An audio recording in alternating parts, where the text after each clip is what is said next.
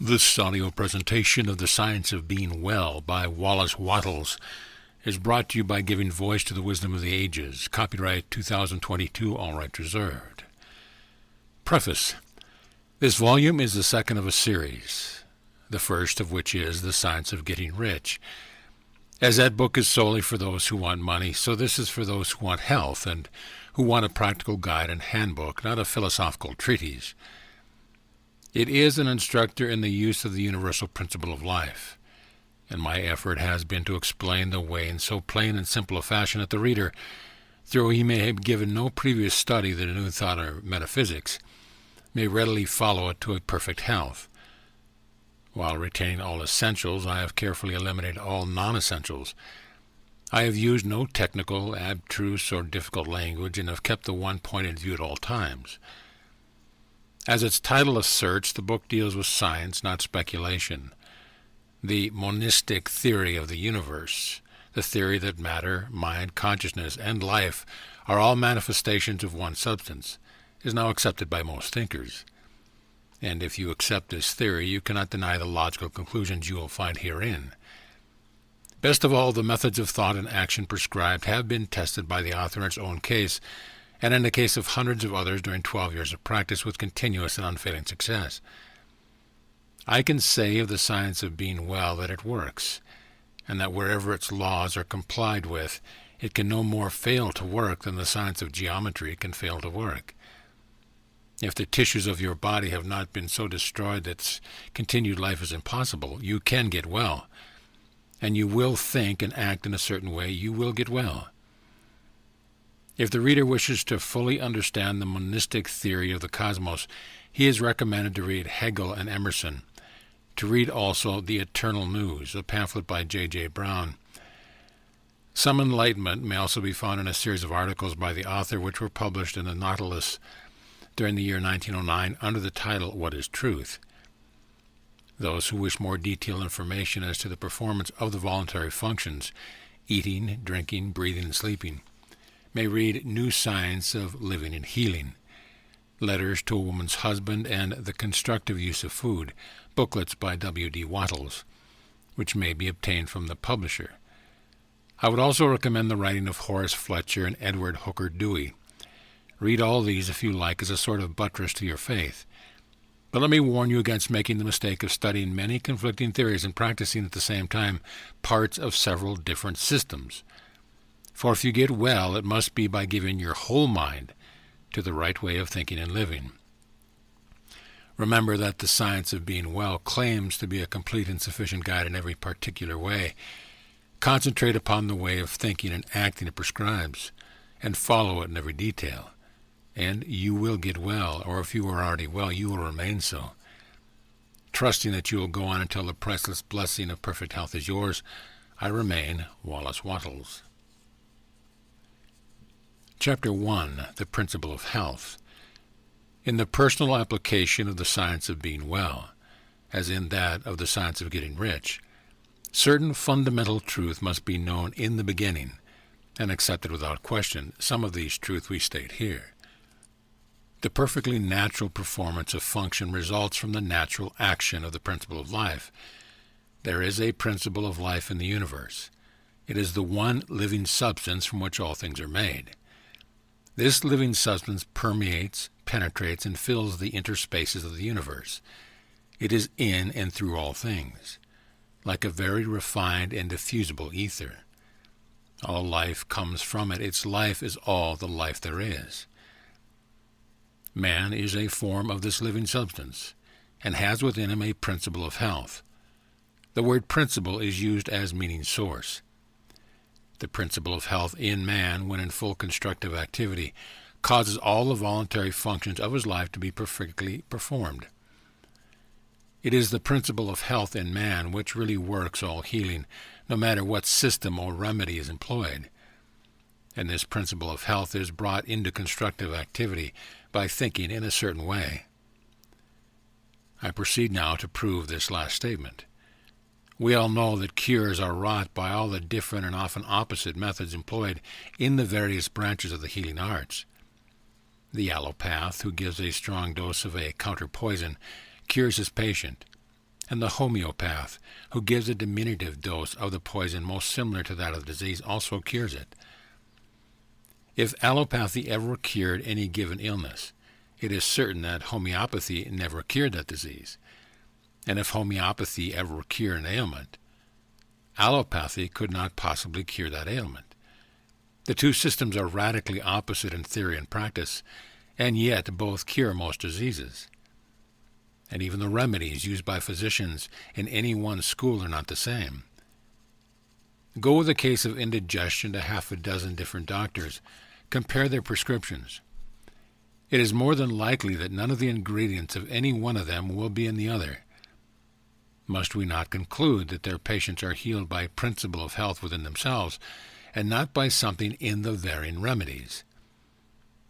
Not only this, but we find the same ailments cured by the osteopath with manipulation of the spine, by the faith healer with prayer, by the food scientist with bills of fare, by the Christian Scientist with a formulated creed statement, by the mental scientist with affirmations, and by the hygienist with different plans of living. What conclusion can we come to in the face of all these facts that is a principle of health which is the same in all people, and which really accomplishes all the cures, and that there is something in all the systems which, under favorable conditions, arouses the principle of health to action? That is, medicine, manipulation, prayers, bills of fare, affirmation, hygienic practices cure whenever they cause the principle of health to become active, and fail whenever they do not cause it to become active. Does not all this indicate that the results depend upon the way the patient thinks about the remedy, rather than upon the ingredients in the prescription? There is an old story which furnishes so good an illustration on this point that I will give it here. It is said that in the Middle Ages, the bones of a saint, kept in one of the monasteries, were working miracles of healing. On certain days, a great crowd of the afflicted gathered to touch the relic and be healed. On the eve of one of these occasions, some sacrilegious rascal gained access to the case in which the wonder-working relics were kept and stole the bones. And in the morning, with the usual crowd of sufferers waiting at the gates, the fathers found themselves shorn of the source of the miracle-working power. They resolved to keep the matter quiet, hoping that by doing so they might find the thief, recover their treasure, and hastening to the cellar of the convent, they dug up the bones of a murderer who had been buried there many years ago. These they placed in the case, intending to make up some plausible excuse for the failure of the saint to perform his usual miracles of the day. And then they let in the wandering and waiting assemblage of the sick and infirm. To the intense astonishment of those in the secret, the bones of the malefactor proved as efficacious as those of the saint, and the healing went on as before. One of the fathers is said to have left a history of the occurrence in which he confessed that, in his judgment, the healing power had been in the people themselves all the time, and never in the bones at all. Whether the story is true or not, the conclusion applies to all the cures wrought by all the systems. The power that heals is in the patient himself, and whether it shall become active or does not depends upon the physical or mental means used, but upon the way the patient thinks about these means. There is a universal principle of life, as Jesus taught, a great spiritual healing power, and there is a principle of health in man which is related to this healing power. This is dormant or active according to the way a man thinks. He can always quicken it into activity by thinking in a certain way. Your getting well does not depend upon the adoption of some system or the finding of some remedy. People with your identical ailments have been healed by all systems and all remedies. It does not depend upon climate. Some people are well and others are sick in all climates. It does not depend on avocation, unless in cases of those who work under poisonous conditions. People are well in all trades and professions.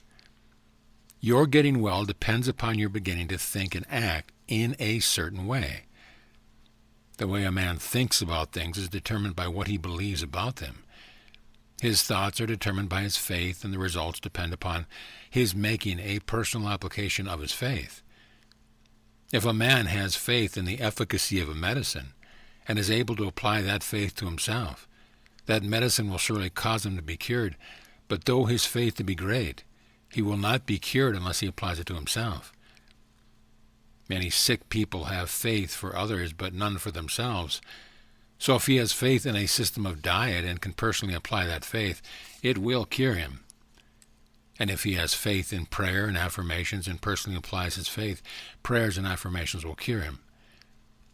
Faith, personally applied, cures. And no matter how great the faith or how persistent the thought, it will not cure him without personal application. The science of being well, then, includes the two fields of thought and action. To be well is not enough that man should merely think in a certain way. He must apply his thought to himself, and he must express and externalize in it his outward life by acting in the same way that he thinks. End of Chapter 1. Chapter 2. The Foundations of Faith. Before a man can think in a certain way which will cause his disease to be healed, he must believe in certain truths which are here stated. All things are made from one living substance, which in its original state permeates, penetrates, and fills the interspaces of the universe. While all visible things are made from it, yet this substance, in its first formless condition, is in and through all the visible forms that it has been made. Its life is in all, and the intelligence is in all. This substance creates by thought, and its method is the taking the form of that which it thinks about. The thought of a form held by this substance causes it to assume that form. The thought of a motion causes it to institute that motion. Forms are created by this substance in moving itself into certain attributes or positions. When original substance wishes to create a given form, it thinks of the motions which will produce that form. When it wishes to create a world, it thinks of the motions, perhaps extending through ages, which will result in its coming into the attitude and form of the world, and these motions are made. When it wishes to create an oak tree, it thinks of the sequence of movement, perhaps extending through ages, which will result in the form of an oak tree, and these motions are made. The particular sequence of motion by which differing forms should be produced were established in the beginning. They are changeless. Certain motions instituted in the formless substance will forever produce certain forms. Man's body is formed from the original substance, and is the result of certain motions, which first existed as thoughts of original substance. The motions which produce, renew, and repair the body of man are called functions, and these functions are of two classes, voluntary and involuntary. The involuntary functions are under the control of the principle of health in man, and are performed in a perfectly healthy manner, so long as man thinks in a certain way. The voluntary functions of life are eating, drinking, breathing, and sleeping. These entirely or in part are under the direction of man's conscious mind, and he can perform them in a perfectly healthy way if he will. If he does not perform them in a healthy way, he cannot long be well. So we see that if man thinks in a certain way, and eats, drinks, breathes, and sleeps in a corresponding way, he will be well. The involuntary functions of a man's life are under the control of the principle of health, and so long as man thinks in a perfectly healthy way, these functions are perfectly performed. For the thought of the principle of health is largely directed by man's conscious thought, affecting his subconscious mind. Man is a thinking center, capable of originating thought, and as he does not know everything, he makes mistakes and thinks errors. Not knowing everything, he believes things to be true which are not true. Man holds in his thought the idea of disease and abnormal functioning conditions, and so perverts the action of the principle of health, causing disease and abnormal functioning and conditions within his own body. In the original substance there are held only thoughts of perfect motion, perfect and healthy function, complete life. God never thinks disease or imperfection, but for countless ages men have held thoughts of disease, abnormality, old age, and death, and the perverted functioning resulting from these thoughts has become a part of the inheritance of the race. Our ancestors have, for many generations, held imperfect ideas concerning human form and functioning, and we begin life with a racial subconscious impression of imperfection and disease. This is not natural or a part of the plan of nature.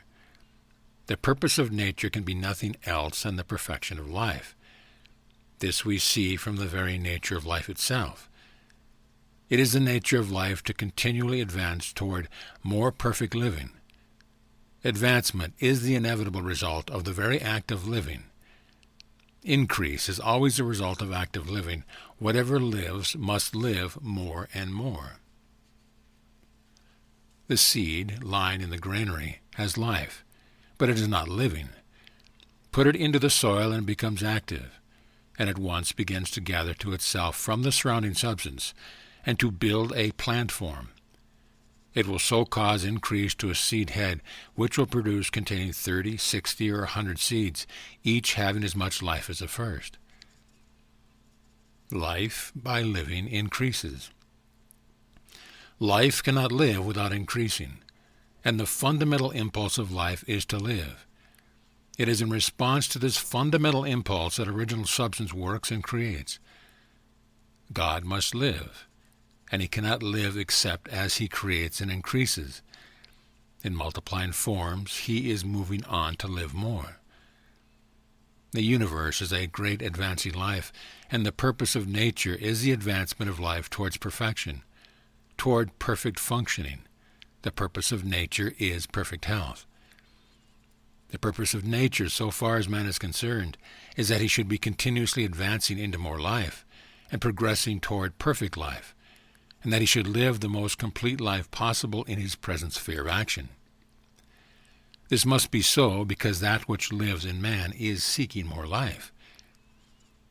Give a little child a pencil and a paper, and he begins to draw crude figures. That which lives in him is trying to express itself in art. Give him a set of blocks, and he will try to build something. That which lives in him is seeking expression in architecture. Seat him at a piano, and he will try to draw harmony from the keys. That which lives in him is trying to express itself in music. That which lives in man is always seeking to live more, and since man lives most when he is well, the principle of nature in him can seek only health. The natural state of man is a state of perfect health, and everything in him and in nature tends toward health. Sickness can have no place in the thought of original substance, for it is by its own nature continually impelled toward the fullest and most perfect life. Therefore, toward health. Man, as he exists in the thought of the formless substance, has perfect health. Disease, which is abnormal or perverted function, motion imperfectly made, or made in the direction of imperfect life, has no place in the thought of the thinking stuff. The supreme mind never thinks of disease. Disease was not created or ordained by God or sent forth from him. It is wholly a product of separate consciousness of the individual thought of man. God, the formless substance, does not see disease, think disease, know disease, or recognize disease. Disease is recognized only by the thought of man. God thinks nothing but health. From all the foregoing, we see that health is a fact or truth in the original substance from which we are all formed, and that disease is imperfect functioning, resulting from the imperfect thoughts of men, past and present. If man's thoughts of himself had always been those of perfect health, man could not possibly now be otherwise than perfectly healthy. Man in perfect health is the thought of original substance, and man in imperfect health is the result of his own failure to think perfect health, and to perform the voluntary functions of life in a healthy way. We will here arrange in a syllabus the basic truth of the science of being well. There is a thinking substance from which all things are made, and which, in its original state, permeates, penetrates, and fills the inner space of the universe. It is the life of all. The thought of a form in this substance causes the form.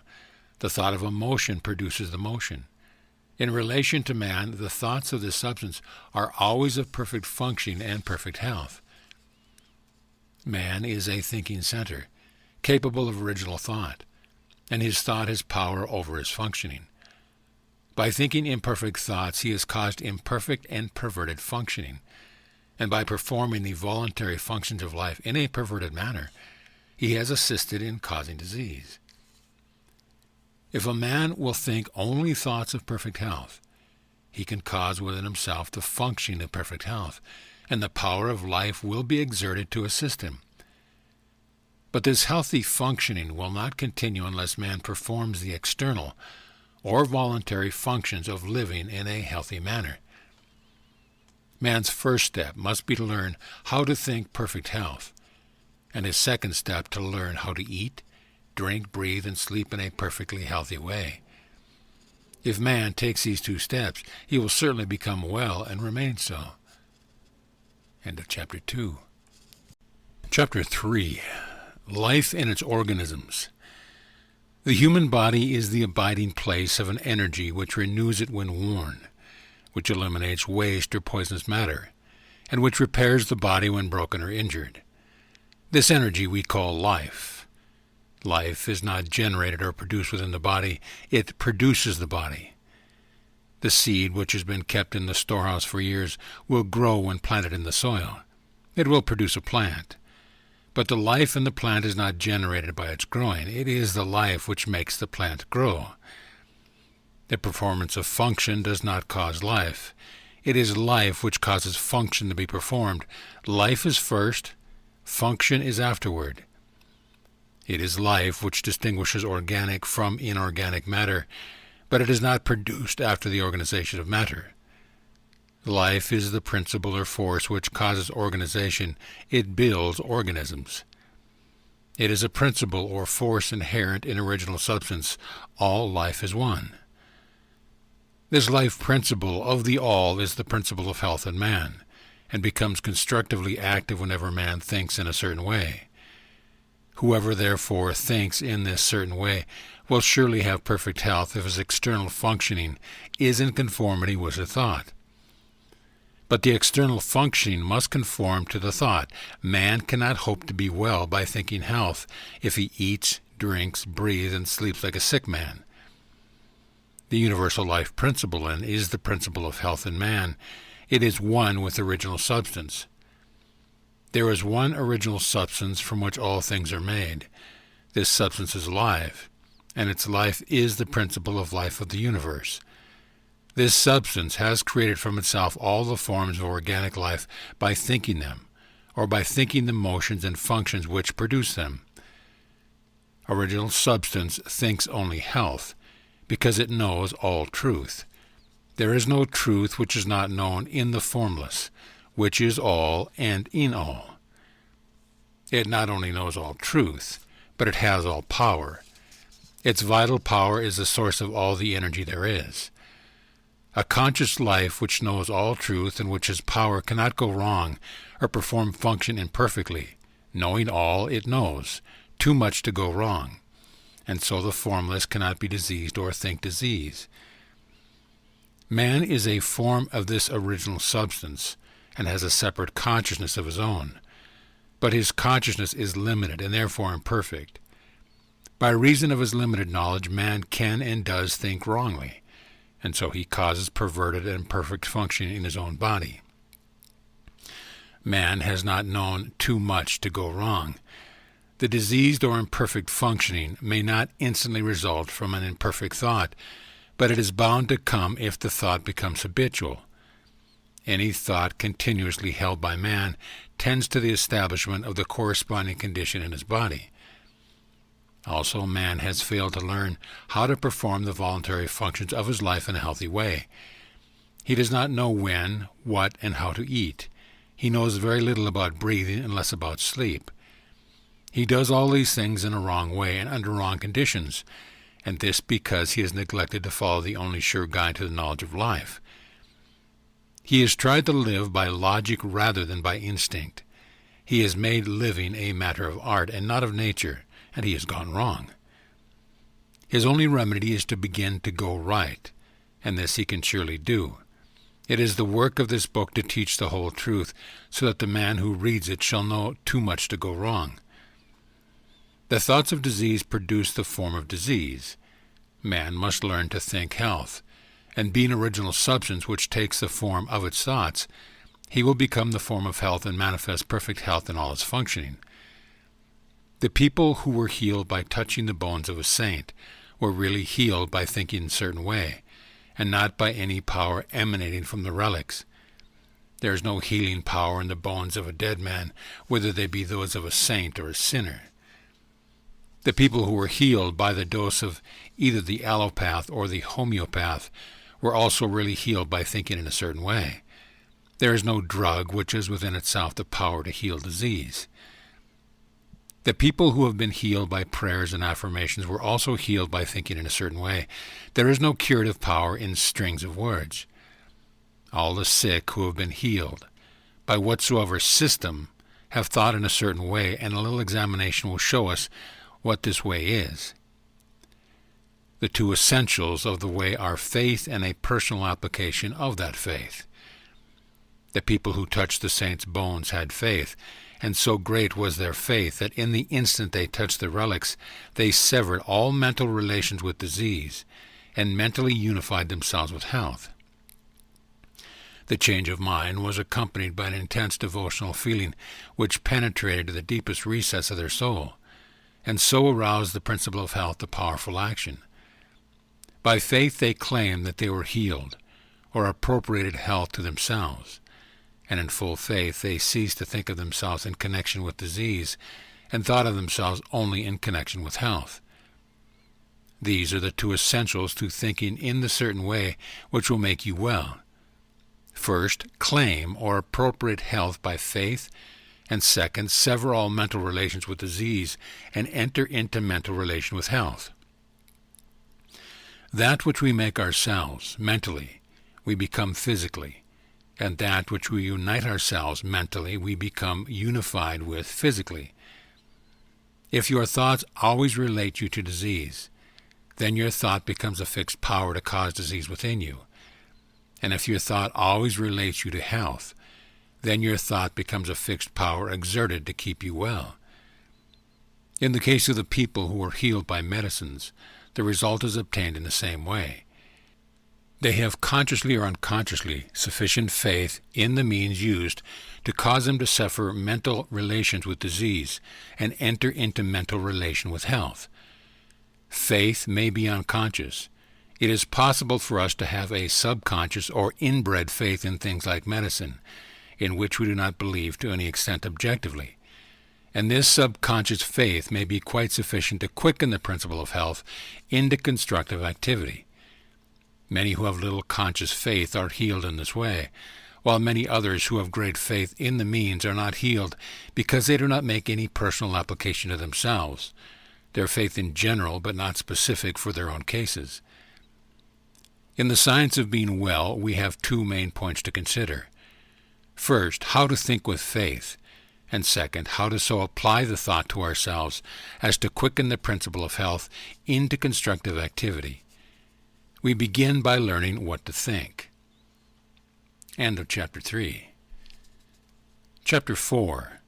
What to think. In order to sever all mental relations with disease, you must enter into mental relations with health, making the process positive and not negative, one of assumption, not of rejection. You are to receive or appropriate health rather than to reject and deny disease. Denying disease accomplishes next to nothing. It does little good to cast out the devil and leave the house vacant, for he will presently return with others worse than themselves. When you enter into full and constant mental relations with health, you must of necessity cease all relationships with disease. The first step in the science of well-being is then to enter into complete thought connection with health. The best way to do this is to form a mental image or picture of yourself as being well, imagining a perfectly strong and healthy body, and to spend sufficient time in contemplating this image to make it your habitual thought of yourself. This is not so easy as it sounds. It necessitates the taking of considerable time for meditation, and not all persons have the imaging faculty well enough developed to form a distinct mental picture of themselves in a perfect or idealized body. It is much easier, as in The Signs of Getting Rich, to form a mental image of the thing one wants to have, for we have seen these things or their counterparts, and know how they look. We can picture them very easily from memory. But we have never seen ourselves in a perfect body, and a clear mental image is hard to form. It is not necessary or essential, however, to have a clear mental image of yourself as you wish to be. It is only essential to form a conception of perfect health, and to relate yourself to it. This conception of health is not a mental picture of a particular thing. It is an understanding of health, and carries with it the idea of perfect functioning in every part and organ. You must try to picture yourself as perfect in physique. That helps. And you must think of yourself as doing everything in the manner of a perfectly strong and healthy person. You can picture yourself as walking down the street with an erect body and vigorous stride. You can picture yourself as doing your day's work easily and with a surplus vigor, never tired or weak. You can picture in your mind how all things would be done by a person of full health and power, and you can make yourself the central figure in the picture doing things in just that way. Never think of the ways in which weak or sickly people do things. Always think of the way strong people do them. Spend your leisure time in thinking about the strong way until you have a good conception of it, and always think of yourself in connection with the strong way of doing things. This is what I mean by having a conception of health. In order to establish perfect function in every part, man does not have to study anatomy or physiology so that he can form a mental image of each separate organ and address himself to it. He does not have to treat his liver, his kidneys, his stomach, or his heart. There is one principle of health in man, which has control over all the involuntary functions of his life, and the thought of perfect health, impressed upon this principle, will reach each part and organ. Man's liver is not controlled by a liver principle, his stomach by a digestive principle, and so on. The principle of health is one. The less you go into the detailed study of physiology, the better for you. Our knowledge of this science is very imperfect and leads to imperfect thought. Imperfect thought causes imperfect functioning, which is disease. Let me illustrate. Until quite recently, physiology fixed 10 days as the extreme limit of man's endurance without food.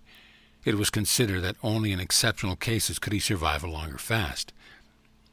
So the impression became universally disseminated that one who is deprived of food must die in from 5 to 10 days, and numbers of people, when cut off from food by shipwreck, accident, or famine, did die within this period.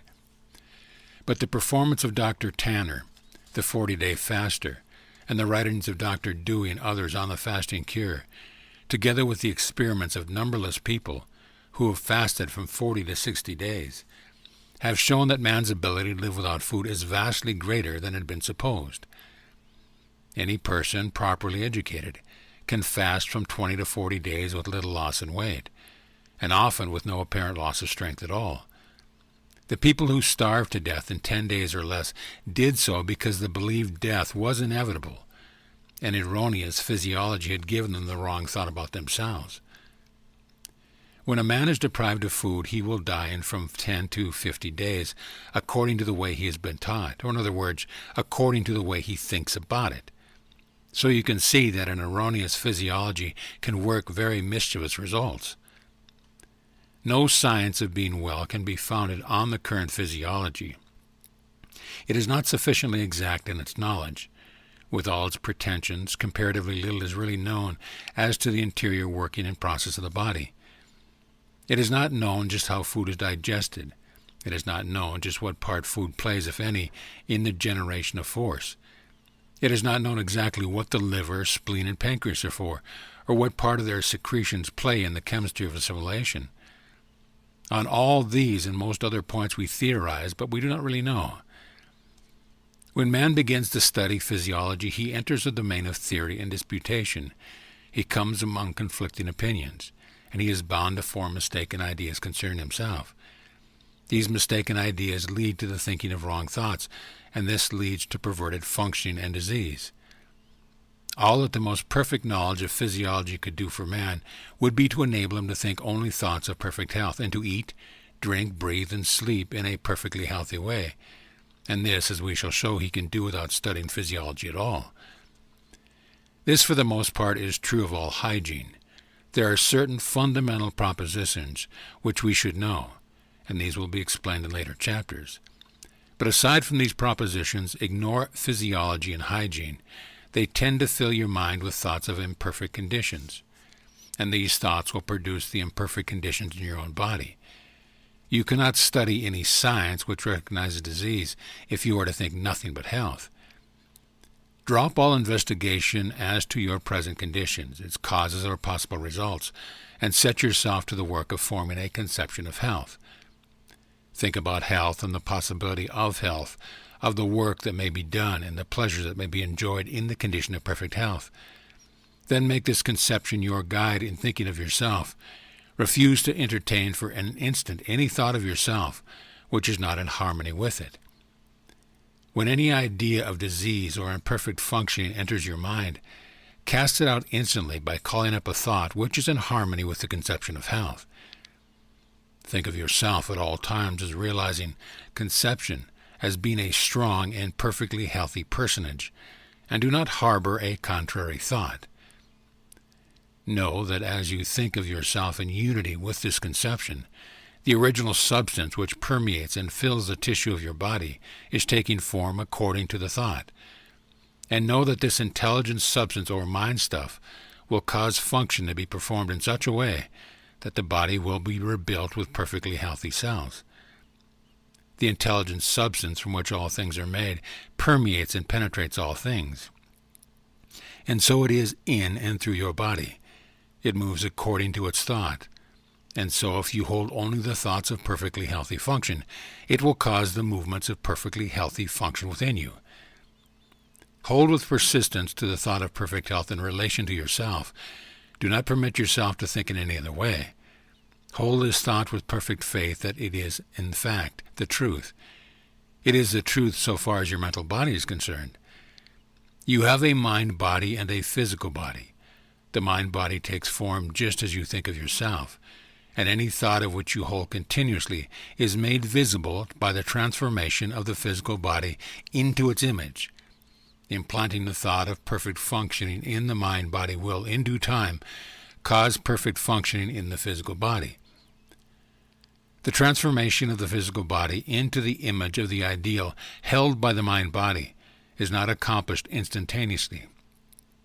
We cannot transfigure our physical bodies at will as Jesus did.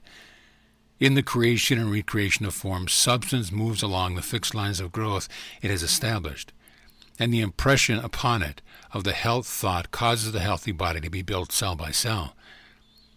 Holding only thoughts of perfect health will ultimately cause perfect functioning, and perfect functioning will in due time produce a perfectly healthy body. It may be as well to condense this chapter into a syllabus.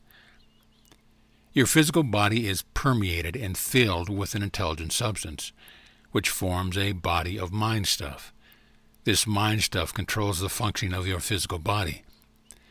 A thought of disease or of imperfect function impressed upon the mind stuff causes disease or imperfect functioning in the physical body. If you are diseased, it is because wrong thoughts have made impressions on this mind stuff. These may have been either your own thoughts or those of your parents. We begin life with many subconscious impressions, both right and wrong. But the natural tendency of all mind is toward health. And if no thoughts are held in the conscious mind save those of health, all internal functioning will come to be performed in a perfectly healthy manner. The power of nature within you is sufficient to overcome all hereditary impressions, and if you will learn to control your thoughts so that you shall think only those of health, and if you will perform the voluntary functions of life in a perfectly healthy way, you can certainly be well. End of chapter. Chapter 5. Faith. The principle of health is moved by faith. Nothing else can call it into action, and only faith can enable you to relate yourself to health and sever your relationship with disease in your thoughts. You will continue to think of disease unless you have faith in health. If you do not have faith, you will doubt, and if you doubt, you will fear. And if you fear, you will relate yourself in mind to that which you fear. If you fear disease, you will think of yourself in connection with disease, and that will produce within yourself the form and motion of disease. Just as original substance creates from itself the forms of its thoughts, so your mind-body, which is original substance, takes the form and motion of whatever you think about. If you fear disease, dread disease, have doubts about your safety from disease, or if you even contemplate disease, you will connect yourself with it and create its form and motion within you. Let me enlarge somewhat upon this point. The potency or creative power of a thought is given to it by the faith that is in it. Thoughts which contain no faith create no forms.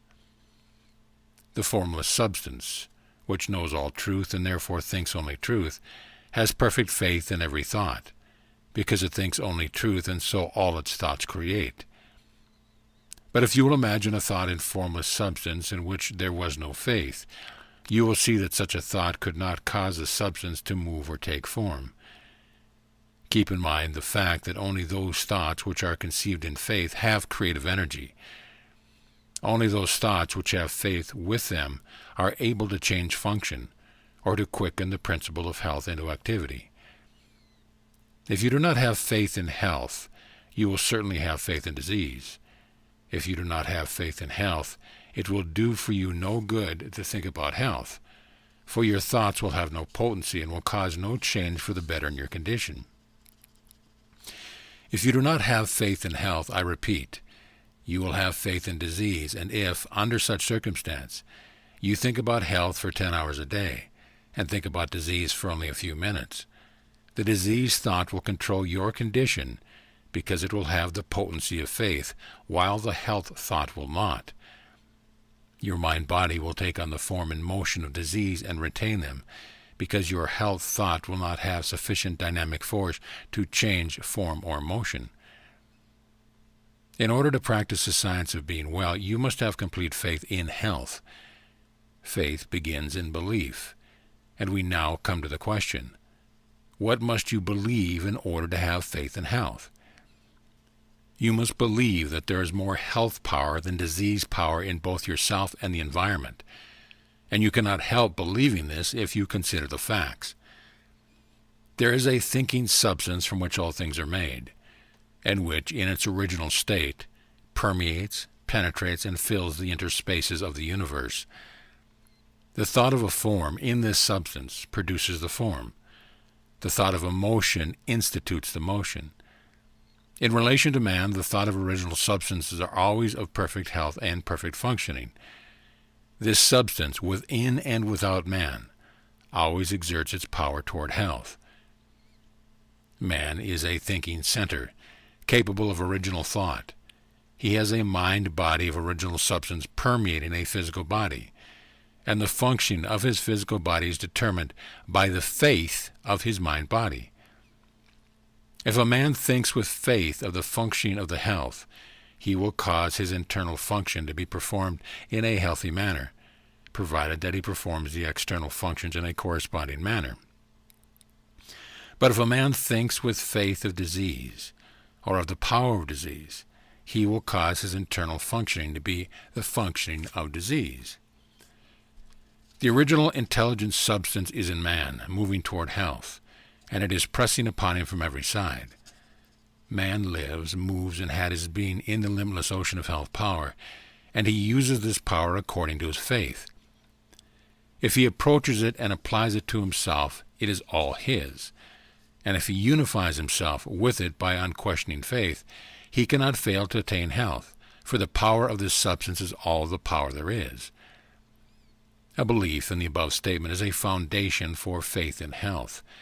If you believe them, you believe that health is the natural state of man, and man lives in the midst of universal health, that all the power of nature makes for health, and that health is possible to all, and can surely be attained by all. You will believe that the power of health in the universe is 10,000 times greater than that of disease. In fact, that disease has no power whatever, being only the result of perverted thought and faith. And if you believe that health is possible to you, and that it may surely be attained by you, and that you know exactly what to do in order to attain it, you will have faith in health. You will have this faith and knowledge if you read this book through with care and determine to believe in and practice its teaching. It is not merely the possession of faith, but the personal application of faith which works healing. You must claim health in the beginning, and form a conception of health, and as far as may be, of yourself as a perfectly healthy person. And then, by faith, you must claim that you are realizing this conception.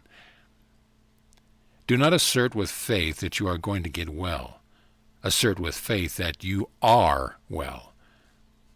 Having faith in health and applying it to yourself means having faith that you are healthy, and the first step in this is to claim that it is the truth. Mentally take the attitude of being well and do not say anything or do anything which contradicts this attitude. Never speak a word or assume a physical attitude which does not harmonize with the claim, I am perfectly well. When you walk, go out with a brisk step, and with your chest thrown out and your head held up. Watch at all times your physical actions and attitudes are those of a healthy person. When you find that you have relapsed into an attitude of weakness or disease, change instantly. Straighten up, think of health and power. Refuse to consider yourself as other than a perfectly healthy person. One great aid, perhaps the greatest aid, in applying your faith you will find in the exercise of gratitude. Whenever you think of yourself or of your advancing condition, give thanks to the great intelligent substance for the perfect health you are enjoying. Remember that, as Swedenborg taught, there is a continual inflow of life from the Supreme, which is received by all created things according to their forms, and by man according to his faith. Health from God is continually being urged upon you, and when you think of this, lift up your mind reverently to him, and give thanks that you have been led to the truth and into perfect health of mind and body. Be all the time in a grateful frame of mind, and let gratitude be evident in your speech. Gratitude will help you to own and control your own field of thought. Whenever the thought of disease is presented to you, instantly claim health and thank God for the perfect health that you have. Do this so that there shall be no room in your mind for the thought of ill. Every thought connected in any way with ill health is unwelcome, and you can close the door of your mind in its face by asserting that you are well, and by reverently thanking God that it is so. Soon the old thoughts will return no more. Gratitude has a twofold effect. It strengthens your own faith, and it brings you into close and harmonious relationships with the Supreme. You believe that there is one intelligent substance from which all life and all power come. You believe that you receive your own life from this substance, and you relate yourself closely to it by feeling continuous gratitude. It is easy to see that the more closely you relate yourself to the source of life, the more readily you may receive life from it. And it is easy also to see that your relation to it is a matter of mental attitude. We cannot come into physical relationship with God, for God is mind stuff, and we also are mind stuff. Our relation with him must therefore be a mind relation. It is plain, then, that the man who feels deep and hearty gratitude will live in closer touch with God than the man who never looks to him in thankfulness. The ungrateful or unthankful mind really denies that it receives at all, and so cuts its connection with the Supreme. The grateful mind is always looking toward the Supreme, and is always open to receive from it, and it will receive continually. The principle of health in man receives its vital power from the principle of life in the universe, and man relates himself to the principle of life by faith in health, and by gratitude for the health he receives. Man may cultivate both faith and gratitude by the proper use of his will. End of chapter. Chapter 6. Use of the Will. In the practice of the science of being well, the will is not used to compel yourself to go when you are not really able to go, or to do things when you are not physically strong enough to do them. You do not direct your will upon your physical body or try to compel the proper performance of internal function by willpower. You direct the will upon the mind, and use it in determining what you shall believe, what you shall think, and to what you shall give your attention. The will should never be used upon any person or thing external to you, and it should never be used upon your own body. The sole legitimate use of the will is in determining to what you shall give your attention, and what you shall think about the things to which your attention is given.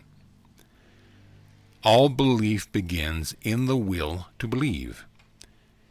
You cannot always and instantly believe what you will to believe, but you can always will to believe what you want to believe. You want to believe truth about health, and you can will to do so. The statements you have been reading in this book are the truth about health, and you can will to believe them. This must be your first step toward getting well. These are the statements you must follow and will to believe. That there is a thinking substance from which all things are made, and that man receives the principle of health, which is his life, from this substance.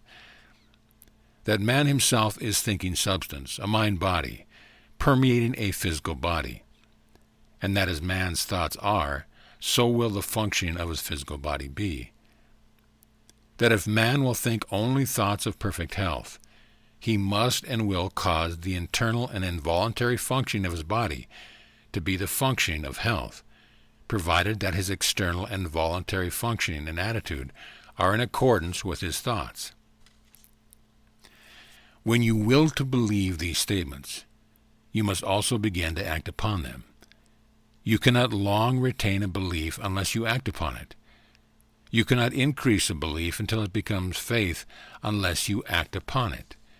And you certainly cannot expect to reap benefits in any way from a belief so long as you act as if the opposite were true. You cannot long have faith in health if you continue to act like a sick person. If you continue to act like a sick person, you cannot help continuing to think of yourself as a sick person. And if you continue to think of yourself as a sick person, you will continue to be a sick person. The first step toward acting externally like a well person is to begin to act internally like a well person. Form your conception of perfect health, and get into the way of thinking about perfect health until it begins to have a definite meaning for you. Picture yourself as doing the things a strong and healthy person would do, and have faith that you can and will do these things in that way. Continue this until you have a vivid conception of health and what it means to you.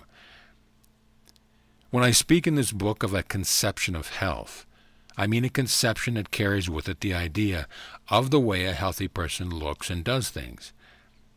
Think of yourself in connection with health until you form a conception of how you would live, appear, act, and do things as a perfectly healthy person. Think about yourself in connection with health until you conceive of yourself in imagination as always doing everything in the manner of a well person, until the thought of health conveys the idea of what health means to you. As I have said in a former chapter, you may not be able to form a clear mental image of yourself in perfect health, but you can form a conception of yourself as acting like a healthy person. Form this conception and then think only thoughts of perfect health in relation to yourself, and so far as may be possible in relation to others. When a thought of sickness or disease is presented to you, reject it. Do not let it get into your mind. Do not entertain or consider it at all. Meet it by thinking health, by thinking that you are well, and by being sincerely grateful for the health that you are receiving. Whenever suggestions of disease are coming thick and fast upon you, and you are in a tight place, fall back upon the exercise of gratitude. Connect yourself with the Supreme. Give thanks to God for the perfect health He gives you, and you will soon find yourself able to control your thoughts and to think what you want to think. In times of doubt, trial, and temptation, the exercise of gratitude is always a sheet anchor which will prevent you from being swept away. Remember that the great essential thing is to sever all mental relations with disease and to enter into full mental relationship with health. This is the key to all mental healing. It is the whole thing. Here we see the secret of the great success of Christian Science. More than any other formulated system of practice, it insists that its converts shall sever relationships with disease and relate themselves fully with health. The healing power of Christian Science is not in its theological formula, nor in its denial of matter, but in the fact that it induces the sick to ignore disease as an unreal thing and accept health by faith as a reality. Its failures are made because its practitioners, while thinking in a certain way, do not eat, drink, breathe, and sleep in the same way. While there is no healing power in the repetition of strings of words, yet it is a very convenient thing to have the central thought so formulated that you can repeat them readily, so that you can use them as an affirmation whenever you are surrounded by an environment which gives you adverse suggestion. When those around you begin to talk of sickness and health, close your ears and mentally assert something like the following. There is one substance, and I am that substance.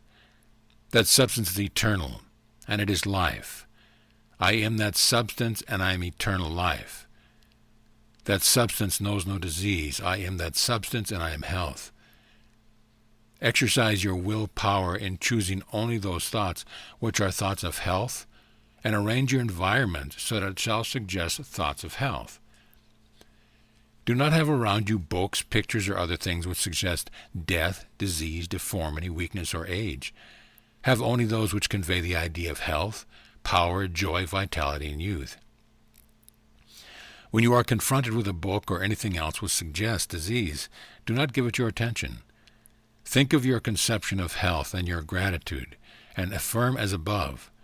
Use your willpower to your attention upon thoughts of health. In a future chapter I shall touch upon this point again.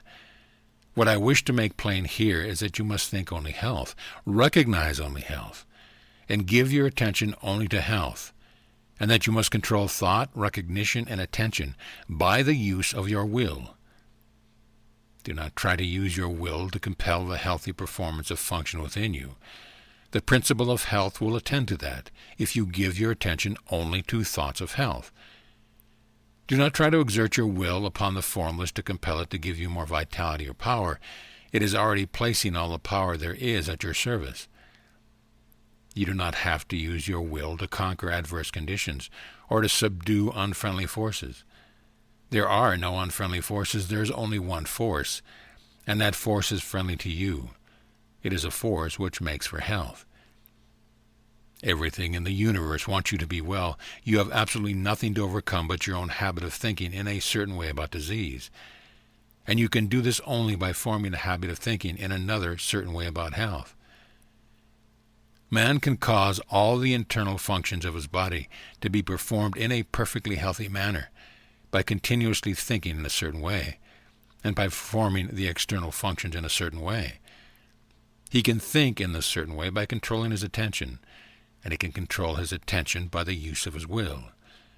He can decide what things he will think about. End of chapter. Chapter 7, Health from God. I will give you a chapter here to explain how man may receive health from the Supreme. By the Supreme, I mean the thinking substance from which all things are made, and which is in all and through all, seeking more complete expression and fuller life.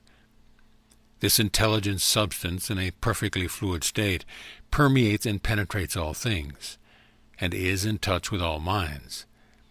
It is the source of all energy and power, and constitutes the inflow of life which Swedenborg saw, vitalizing all things. It is working to one definite end, and for the fulfillment of one purpose, and that purpose is the advancement of life toward the complete expression of mind. When man harmonizes himself with the intelligence, it can and will give him health and wisdom. When man holds steadily to the purpose to live more abundantly, he comes into harmony with this supreme intelligence. The purpose of the supreme intelligence is the most abundant life of all. The purpose of this supreme intelligence for you is that you should live more abundantly. If, then, your own purpose is to live more abundantly, you are unified with the Supreme. You are working with it, and it must work with you.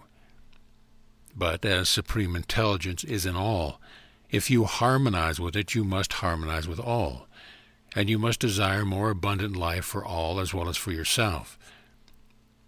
Two great benefits come to you from being in harmony with the Supreme Intelligence. First, you will receive wisdom. By wisdom, I do not mean knowledge of facts so much as an ability to perceive and understand facts, and to judge soundly and act rightly in all matters relating to life. Wisdom is the power to perceive truth, and the ability to make the best use of the knowledge of truth. It is the power to perceive at once the best end to aim at, and the means best adapted to attain that end. With wisdom comes poise and the power to think rightly, to control and guide your thoughts, and to avoid the difficulties which come from wrong thinking. With wisdom you will be able to select right course for your particular needs, and to so govern yourself in all ways as to secure the best results. You will know how to do what you want to do. You can readily see the wisdom must be an essential attribute of the Supreme Intelligence, since that which knows all truth must be wise. And you can also see that just in proportion as you harmonize and unify in your mind with that intelligence, you will have wisdom. But I repeat that since this intelligence is all, and in all, you can enter into its wisdom only by harmonizing with all. If there is anything in your desires or your purpose which will bring oppression to any, or work injustice to, or cause lack of life for any, you cannot receive wisdom from the Supreme.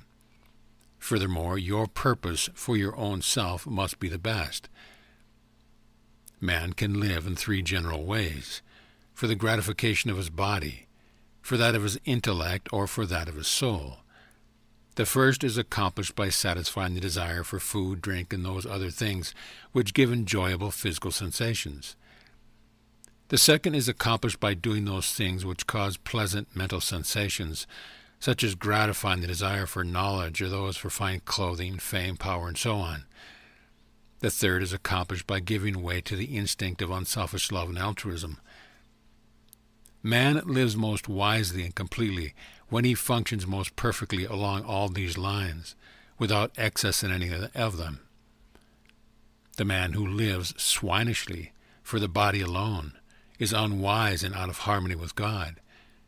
That man who lives solely for the cold enjoyment of the intellect, though he be absolutely moral, is unwise and out of harmony with God.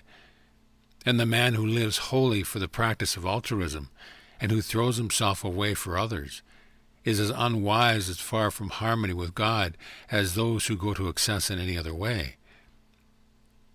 To come into full harmony with the Supreme, you must purpose to live to the utmost of your capabilities in body, mind, and soul.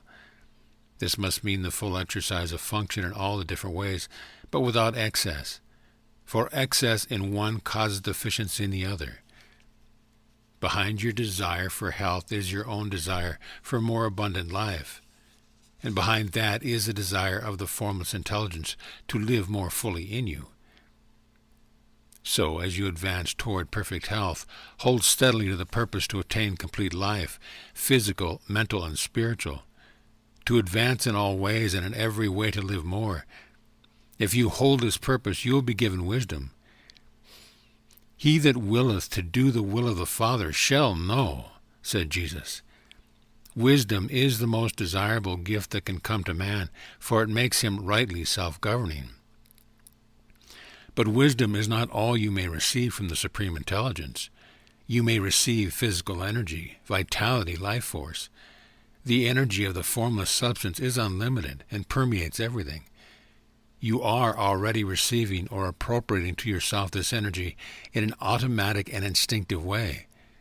But you can do so to a far greater degree if you set about it intelligently. The measure of a man's strength is not what God willing to give him, but what he himself has the will and the intelligence to appropriate to himself. God gives you all there is.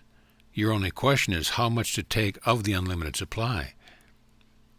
Professor James has pointed out that there is apparently no limit to the powers of man, and this is simply because man's power comes from the inexhaustible reservoir of the Supreme. The runner who has reached the stage of exhaustion, when the physical power seems entirely gone, by running on in a certain way may receive his second wind. His strength is renewed in a seemingly miraculous fashion, and he can go on indefinitely. And by continuing in the certain way, he may receive a third, fourth, and fifth wind. We do not know where the limit is, or how far it may be possible to extend it. The conditions are that the runner may have absolutely faith that the strength will come, that he must think steadily of strength and have perfect confidence that he has it, and that he must continue to run on. If he admits a doubt into his mind, he falls exhausted, and if he stops running to wait for the accession of strength, it will never come. His faith in strength, his faith that he can keep on running, his unwavering purpose to keep on running, and his action in keeping on seem to connect him to the source of energy in such a way as to bring him a new supply. In a very similar manner, the sick person who has an unquestioning faith in health, whose purpose brings him into harmony with the source, and who performs the voluntary functions of life in a certain way, will receive vital energy sufficient for all his needs and for the healing of all his disease. God, who seeks to live and express himself fully in man, delights to give man all that is needed for the most abundant life. Action and reaction are equal, and when you desire to live more, if you are in mental harmony with the Supreme, the forces which make for life begin to concentrate about you and upon you. The one life begins to move toward you, and your environment becomes surcharged with it. Then, if you appropriate it by faith, it is yours. Ye shall ask what ye will, and it shall be done unto you. Your Father giveth not his Spirit by measure. He delights to give good gifts to you. End of chapter. Chapter 8. Summary of the mental actions. Let me now summarize the mental actions and attitudes necessary to the practice of the science of being well. First, you believe that there is a thinking substance from which all things are made, and which, in its original state, permeates, penetrates, and fills the interspace of the universe. This substance is the life of all, and is seeking to express more life in all. It is the principle of life of the universe and the principle of health in man. Man is a form of this substance and draws his vitality from it. He is a mind-body of original substance, permeating a physical body. And the thoughts of his mind-body control the functioning of his physical body. If a man thinks no thoughts save those of perfect health, the functions of his physical body will be performed in a manner of perfect health. If you would consciously relate yourself to the all-health, your purpose must be to live fully on every plane of your being. You must want all there is in life for body, mind, and soul, and this will bring you into harmony with all life there is. The person who is in conscious and intelligent harmony with all will receive a continuous inflow of vital power from the Supreme Life, and this inflow is prevented by angry, selfish, and antagonistic mental attitudes. If you are against any part, you will have severed relations with all.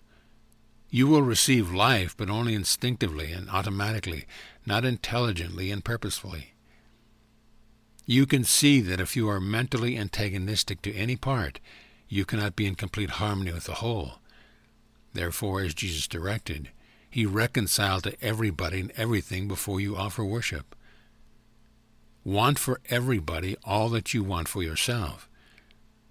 The reader is recommended to read what we have said in a former work concerning the competitive mind and the creative mind. It is very doubtful whether one who has lost health can completely regain it so long as he remains in the competitive mind. Being on the creative or goodwill plane in mind, the next step is to form a conception of yourself as in perfect health, and to hold no thought which are not in full harmony with this conception. Have faith that if you think only thoughts of health, you will establish in your physical body the functioning of health, and use your will to determine that you will think only thoughts of health. Never think of yourself as sick or as likely to be sick. Never think of sickness in connection with yourself at all. And as far as may be, shut out your mind all thoughts of sickness in connection with others. Surround yourself as much as possible with the things which suggest the idea of strength and health. Have faith in health, and accept health as an actual present fact in your life. Claim health as a blessing bestowed upon you by the Supreme Life, and be deeply grateful at all times. Claim the blessings by faith. Know that it is yours, and never admit a contrary thought to your mind. Use your willpower to withhold your attention from every appearance of disease in yourself and others. Do not study disease, think about it, nor speak of it. At all times when the thoughts of disease is thrust upon you, move forward into the mental position of prayerful gratitude for your perfect health. The mental actions necessary to being well may now be summed up in a single sentence. Form a conception of yourself in perfect health, and think only those thoughts which are in harmony with that conception. That, with faith and gratitude and the purpose to really live, covers all the requirements. It is not necessary to take mental exercise of any kind, except as described in the chapter titled Use of Will, or to do weary stunts in a way of affirmation and so on. It is not necessary to concentrate the mind on the affected parts. It is far better not to think of any part as affected. It is not necessary to treat yourself by autosuggestion, or to have others treat you in any way whatever. The power that heals is the principle of health within you, and to call this principle into constructive action, it is only necessary, having harmonized yourself with the All-Mind, to claim by faith the All-Health, and to hold that claim until it is physically manifested in all functions of your body. In order to hold this mental attitude of faith, gratitude, and health, however, your external act must be only those of health. You cannot long hold the internal attitude of a well person if you continue to perform the external acts of a sick person. It is essential not only that your every thought should be a thought of health, but that your every act should be an act of health performed in a healthy manner. If you will make every thought a thought of health, and every conscious act an act of health, it must infallibly follow that every internal and unconscious function shall come to be healthy, for all the power of life is being continually exerted toward health. We shall next consider how you may make every act an act of health. End of chapter. Chapter 9. When to Eat. You cannot build and maintain a perfectly healthy body by mental action alone, or by the performance of the unconscious or involuntary functions alone. There are certain actions, more or less voluntary, which have a direct and immediate relation with the continuance of life itself. These are eating, drinking, breathing, and sleeping. No matter what man's thoughts or mental attitude may be, he cannot live unless he eats, drinks, breathes, and sleeps, and moreover, he cannot be well if he eats, drinks, breathes, and sleeps in an unnatural or wrong manner. It is therefore vitally important that you should learn the right way to perform these voluntary functions, and I shall proceed to show you this way, beginning with the matter of eating, which is the most important. There has been a vast amount of controversy as to when to eat, what to eat, how to eat, and how much to eat, and all this controversy is unnecessary, for the right way is very easy to find. You have only to consider the law which governs all attainment, whether of health, wealth, power, happiness, and that law is that you must do what you can do now, where you are now, do every separate act in the most perfect manner possible, and put the power of faith into every action. The process of digestion and assimilation are under the supervision and control of an inner division of man's mentality, which is generally called the subconscious mind, and I shall use the term here in order to be understood. The subconscious mind is in charge of all the functions and process of life, and when more food is needed by the body, it makes the fact known by causing a sensation called hunger. Whenever food is needed and can be used, there is hunger, and whenever there is hunger, it is time to eat. When there is no hunger, it is unnatural and wrong to eat, no matter how great may appear to be the need for food. Even if you are in a condition of apparent starvation, with great emaciation, if there is no hunger, you may know that food cannot be used, and it will be unnatural and wrong for you to eat. Though you may not have eaten for days, weeks, or months, if you have no hunger, you may be perfectly sure that food cannot be used, and will probably not be used if taken. Whenever food is needed, if there is power to digest and assimilate it, so that it can be normally used, the subconscious mind will announce the fact by a decided hunger. Food taken when there is no hunger will sometimes be digested and assimilated because nature makes a special effort to perform the task which is thrust her against her will. But if food be habitually taken when there is no hunger, the digestive power is at last destroyed and numberless evils caused. If the foregoing be true, and it is indisputably so, it is self-evident proposition that the natural time and the healthy time to eat is when one is hungry, and that is never a natural or healthy action to eat when one is not hungry. You see, then, that it is an easy matter to scientifically settle the question when to eat. Always eat when you are hungry, and never eat when you are not hungry. This is obedience to nature, which is obedience to God. We must not fail, however, to make clear the distinction between hunger and appetite. Hunger is the call of the subconscious mind for more material to be used in repairing and renewing the body, and in keeping up the internal heat. And hunger is never felt unless there is a need for more material, and unless there is power to digest it when taken into the stomach. Appetite is a desire for the gratification of sensation. A drunkard has an appetite for liquor, but he cannot have a hunger for it. A normally fed person cannot have a hunger for candy or sweets. The desire for these things is an appetite. You cannot hunger for tea, coffee, spiced foods, or for the various taste-tempting devices of the skilled cook. If you desire these things, it is with appetite, not with hunger. Hunger is nature's call for material to be used in building new cells, and nature never calls for anything which may not be legitimately used for this purpose. Appetite is often largely a matter of habit. If one eats or drinks at a certain hour, and especially if one takes sweetened or spiced and stimulating foods, the desire comes regularly at the same hour. But this habitual desire for food should never be mistaken for hunger. Hunger does not appear at specified times. It only comes when work or exercise has destroyed sufficient tissue to make the taking in of new raw material a necessity. For instance, if a person has been sufficiently fed on the preceding day, it is impossible that he should feel a genuine hunger on arising from refreshing sleep. In sleep, the body is recharged with vital power, and the assimilation of the food which has been taken during the day is completed. The system has no need for food immediately after sleep unless the person went to his rest in a state of starvation. With a system of feeding, which is even a reasonably approach of a natural one, no one can have real hunger for an early morning breakfast. There is no such thing possible as a normal or genuine hunger immediately after rising from sound sleep. The early morning breakfast is always taken to gratify appetite, never to satisfy hunger. No matter who you are or what your condition is, no matter how hard you work or how much you are exposed, unless you go to bed starved, you cannot arise from your bed hungry.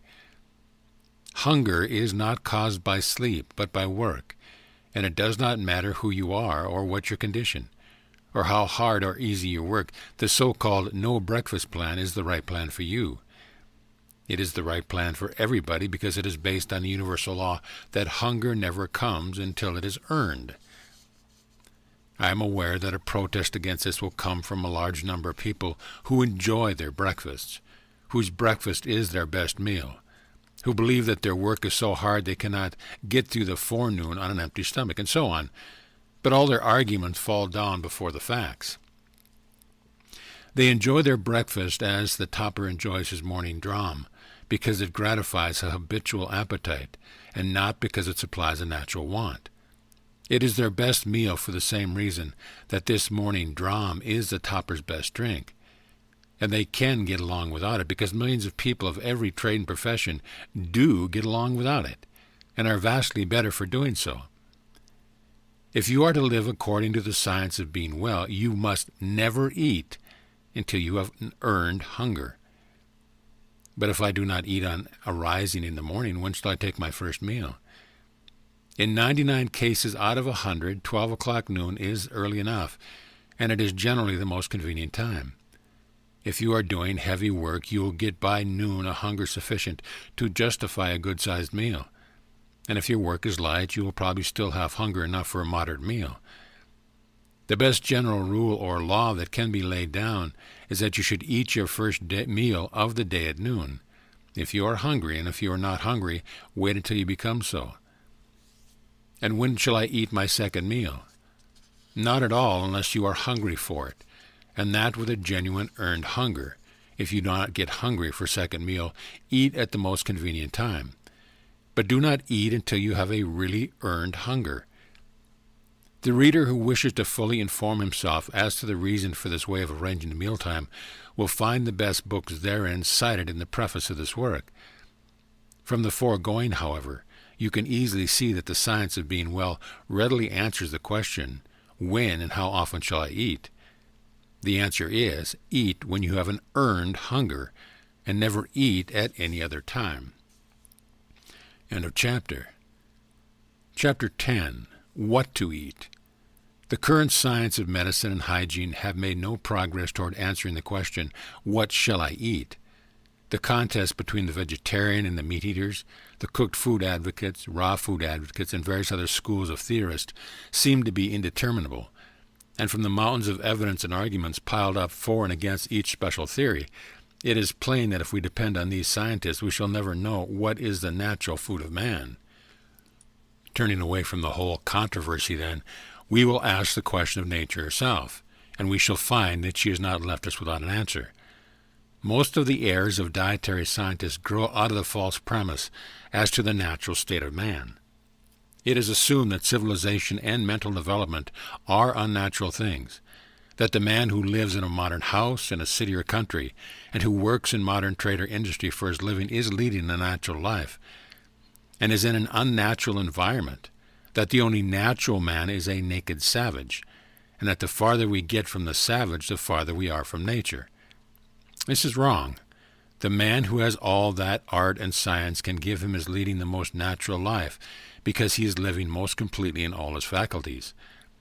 The dweller in a well-appointed city flat with modern conveniences and good ventilation is living a far more naturally human life than the Australian savage who lives in a hollow tree or a hole in the ground. That great intelligence, which is in all and through all, has in reality practically settled the question as to what we shall eat. And according to the affairs of nature, it has decided that man's food shall be according to the zone in which he lives. In the frigid regions of the far north, fuel foods are required. The development of brain is not large, nor is the life severe in its labor tax on muscles. And so the Esquimaux live largely on the blubber and fat of aquatic animals. No other diet is possible to them. They could not get fruits, nuts, or vegetables, even if they were disposed to eat them, and they could not live on them in that climate if they could get them. So notwithstanding the arguments of the vegetarians, the Esquimaux will continue to live on animal fat. On the other hand, as we come toward the tropics, we find fuel foods less required, and we find the people naturally inclining toward a vegetarian diet. Millions live on rice and fruit, and the food regime of a Esquimau village, if followed upon the equator, would result in a speedy death. A natural diet for the equatorial region would be very far from being a natural diet near the North Pole, and people of either zone, if not interfered with by medical or dietary scientists, will be guided by the all-intelligence, which seeks the fullest life in all, to feed themselves in the best way for the promotion of perfect health. In general, you can see that God, working in nature and in the evolution of human society and customs, has answered your question as to what you shall eat, and I advise you to take his answer in preference to that of any man. In the temperate zone, the largest demands are made on man in spirit, mind, and body, and here we find the greatest variety of food provided by nature. And it is really quite useless and superfluous to theorize on the question what the masses shall eat, for they have no choice. They must eat the foods which are stable products of the zone in which they live.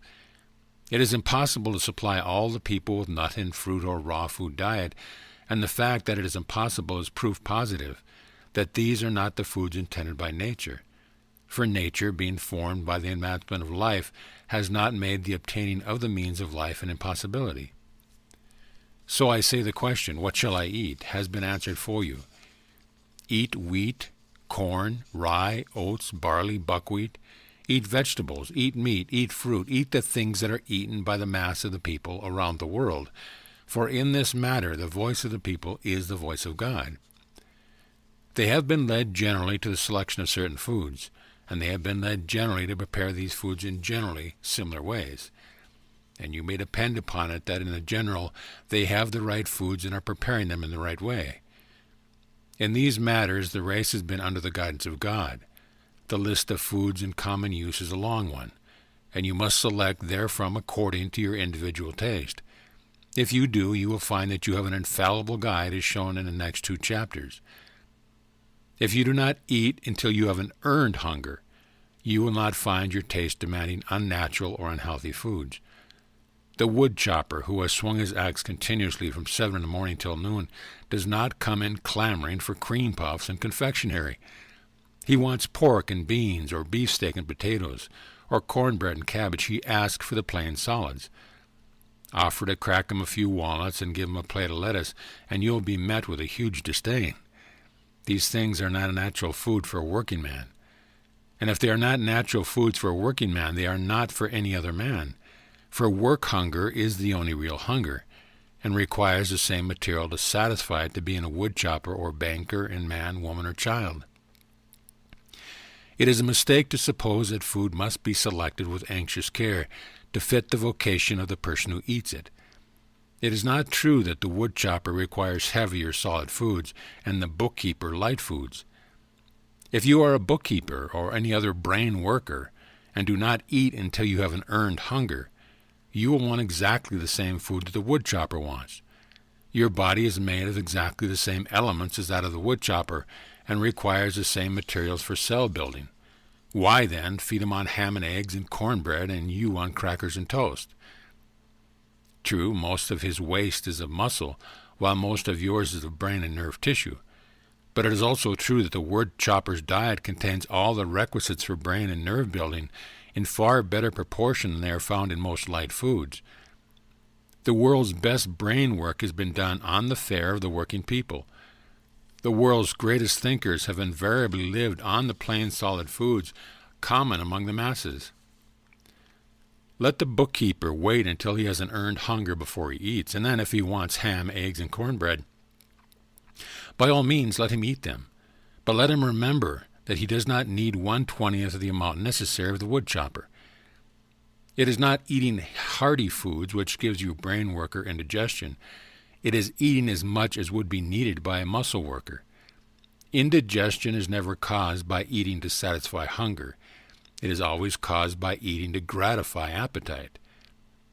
If you eat in the manner prescribed in the next chapter, your taste will soon become so natural that you will never want anything that you cannot eat with impunity, and you can drop the whole anxious question of what to eat from your mind forever, and simply eat what you want.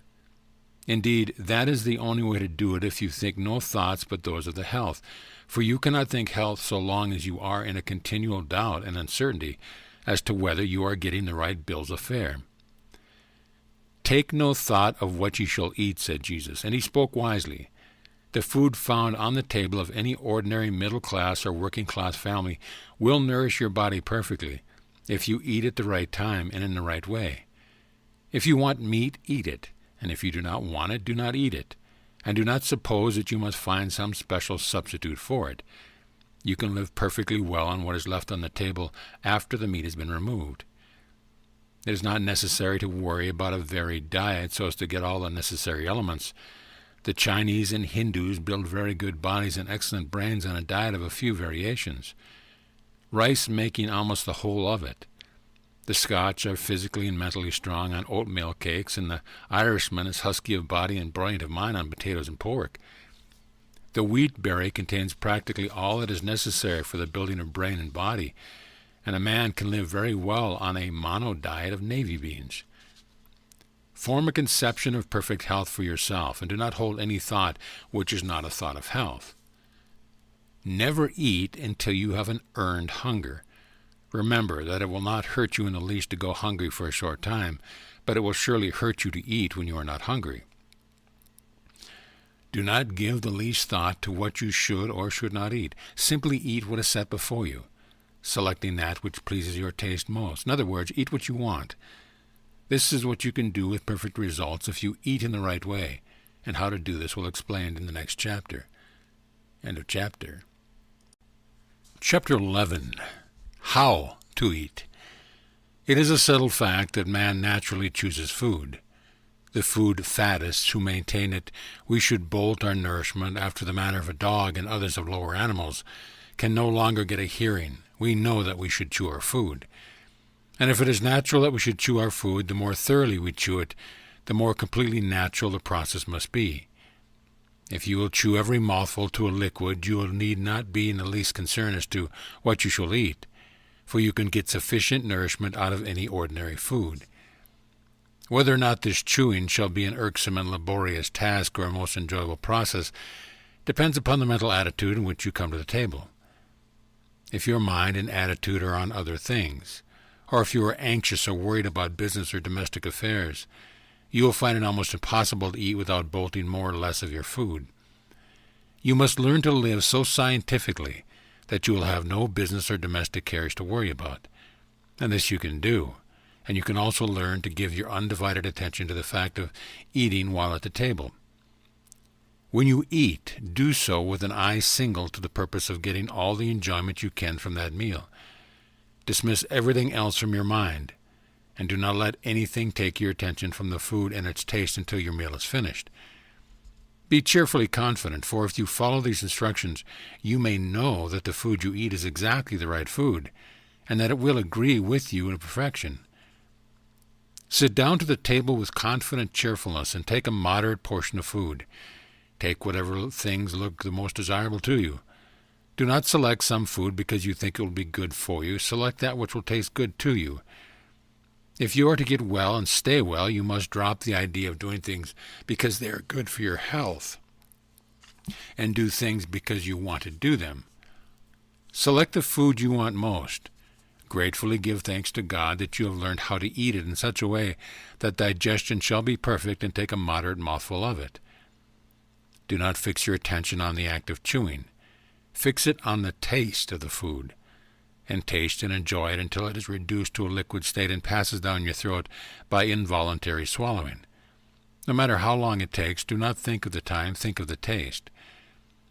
Do not allow your eyes to wander over the table, speculating as to what you should eat next. Do not worry for fear that there is not enough, and that you will not get your share of everything. Do not anticipate the taste of the next thing. Keep your mind centered on the taste of what you have in your mouth, and that is all of it. Scientific and healthful eating is a delightful process after you have learned how to do it, and after you have overcome the bad habit of gobbling down your food unchewed. It is best not to have too much conversation going on while eating. Be cheerful, but not talkative. Do the talking afterwards. In most cases, some use of the will is required to form the habit of correct eating. The bolting habit is an unnatural one, and is without doubt mostly the result of fear. Fear that we will be robbed of our food, fear that we will not get our share of the good things, fear that we will lose precious time. These are the cause of haste. Then there is anticipation of the dainties that are to come for dessert, and the consequent desire to get at them as quickly as possible. And there is mental abstraction, or thinking of other matters while eating. All these must be overcome. When you find that your mind is wandering, call a halt. Think for a moment of the food and how good it tastes, of the perfect digestion and assimilation that you are going to follow the meal, and begin again. Begin again and again, though you must do so 20 times in the course of a single meal, and again, though you must do so every meal for weeks and months on end. It is perfectly certain that you can form the Fletcher habit if you persevere, and when you have formed it, you will experience a healthful pleasure you have never known. This is a vital point, and I must not leave it until I have thoroughly impressed it upon your mind. Given the right materials, perfectly prepared, the principle of health will positively build you a perfectly healthy body, and you cannot prepare the materials perfectly in any other way than the way I am describing. If you are to have perfect health, you must eat in just this way. You can, and the doing of it only a matter of little perseverance. What use for you to talk of mental control unless you will govern yourself in so simple a matter as ceasing to bolt your food? What use to talk of concentration unless you can keep your mind on the act of eating for so short a space as 15 or 20 minutes, especially with all the pleasures of taste to help you? Go on and conquer. In a few weeks or months, as the case may be, you will find the habit of scientific eating becoming fixed, and soon you will be in so splendid a condition, mentally and physically, that nothing would induce you to return to the bad old way. We have seen that if man will think only thoughts of perfect health, his internal function will be performed in a healthy manner. And we have seen that in order to think thoughts of health, man must perform the voluntary functions in a healthy manner. The most important of the voluntary functions is that of eating, and as we so far know a special difficulty in eating in a perfectly healthy way. I will here summarize the instructions as to when to eat, what to eat, and how to eat, with the reasons therefor. Never eat until you have an earned hunger, no matter how long you go without food. This is based on the fact that whenever food is needed in the system, if there is power to digest it, the subconscious mind announces the need by the sensation of hunger. Learn to distinguish between genuine hunger and the gnawing and craving sensations caused by an unnatural appetite. Hunger is never a disagreeable feeling accompanied by weakness, faintness, or gnawing feelings at the stomach. It is a pleasant, anticipatory desire for food, and is felt mostly in the mouth and throat. It does not come at certain hours or at starved intervals. It only comes when the subconscious mind is ready to receive, digest, and assimilate food. Eat whatever food you want, making your selection from the staples in general use in the zone in which you live. The Supreme Intelligence has guided man to the selection of these foods, and they are the right ones for all. I am referring, of course, to the foods which are taken to satisfy hunger, not to those which have been contrived merely to gratify appetite or perverted taste. The instinct which has guided the mass of men to make use of the great staples of food to satisfy their hunger is a divine one. God has made no mistake. If you eat these foods, you will not go wrong. Eat your food with cheerful confidence and get all the pleasure that is to be had from the taste of every mouthful. Chew every morsel to a liquid, keeping your attention fixed on the enjoyment of the process. This is the only way to eat in perfectly complete and successful manner, and when anything is done in a completely successful manner, the general result cannot be a failure. In the attainment of health, the law is the same as in the attainment of riches. If you make each act a success in itself, the sum of all your acts must be success. When you eat in the mental attitude I have described and in the manner I have described, nothing can be added to the process. It is done in a perfect manner, and it is successfully done. And if eating is successfully done, digestion, assimilation, and the building of a healthy body are successfully begun. We next take up the question of the quantity of the food required. End of chapter. Chapter 12, Hunger and Appetite. It is very easy to find the correct answer to the question, how much shall I eat? You are never to eat until you have an earned hunger, and you are to stop eating the instant you begin to feel that your hunger is abating. Never gorge yourself, never eat to repletion. When you begin to feel that your hunger is satisfied, know that you have enough. For until you have enough, you will continue to feel the sensation of hunger. If you eat as directed in the last chapter, it is probable that you will begin to feel satisfied before you have taken half your usual amount, but stop there all the same. No matter how delightfully attractive the dessert or how tempting the pie or pudding, do not eat a mouthful of it if you find that your hunger has been in the least degree assuaged by the other foods you have taken. Whether you eat after your hunger begins to abate is taken to gratify taste and appetite, not hunger, and is not called by nature at all. It is therefore excess, mere debauchery, and cannot fail to work mischief. This is a point you will need to watch with nice discrimination, for the habit of purely eating for sensual gratification is very deeply rooted with most of us. The usual dessert of sweet and tempting foods is prepared solely with a view to inducing people to eat after hunger has been satisfied, and all the effects are evil. It is not that the pie and cakes are unwholesome foods. They are usually perfectly wholesome if eaten to satisfy hunger and not to gratify appetite. If you want pie, cake, pastry, or pudding, it is better to begin your meal with them, finishing with the plainer and less tasty foods. You will find, however, that if you eat as directed in the preceding chapter, the plainest food will soon come to taste like keenly fare to you, for your sense of taste, like all your other senses, will become so acute with a general improvement in your condition that you will find new delights in common things. No glutton ever enjoyed a meal like the man who eats for hunger only, who gets the most out of every mouthful, and who stops on the instant that he feels the edge taken from his hunger. The first intimation that hunger is abating is the signal from the subconscious mind that it is time to quit.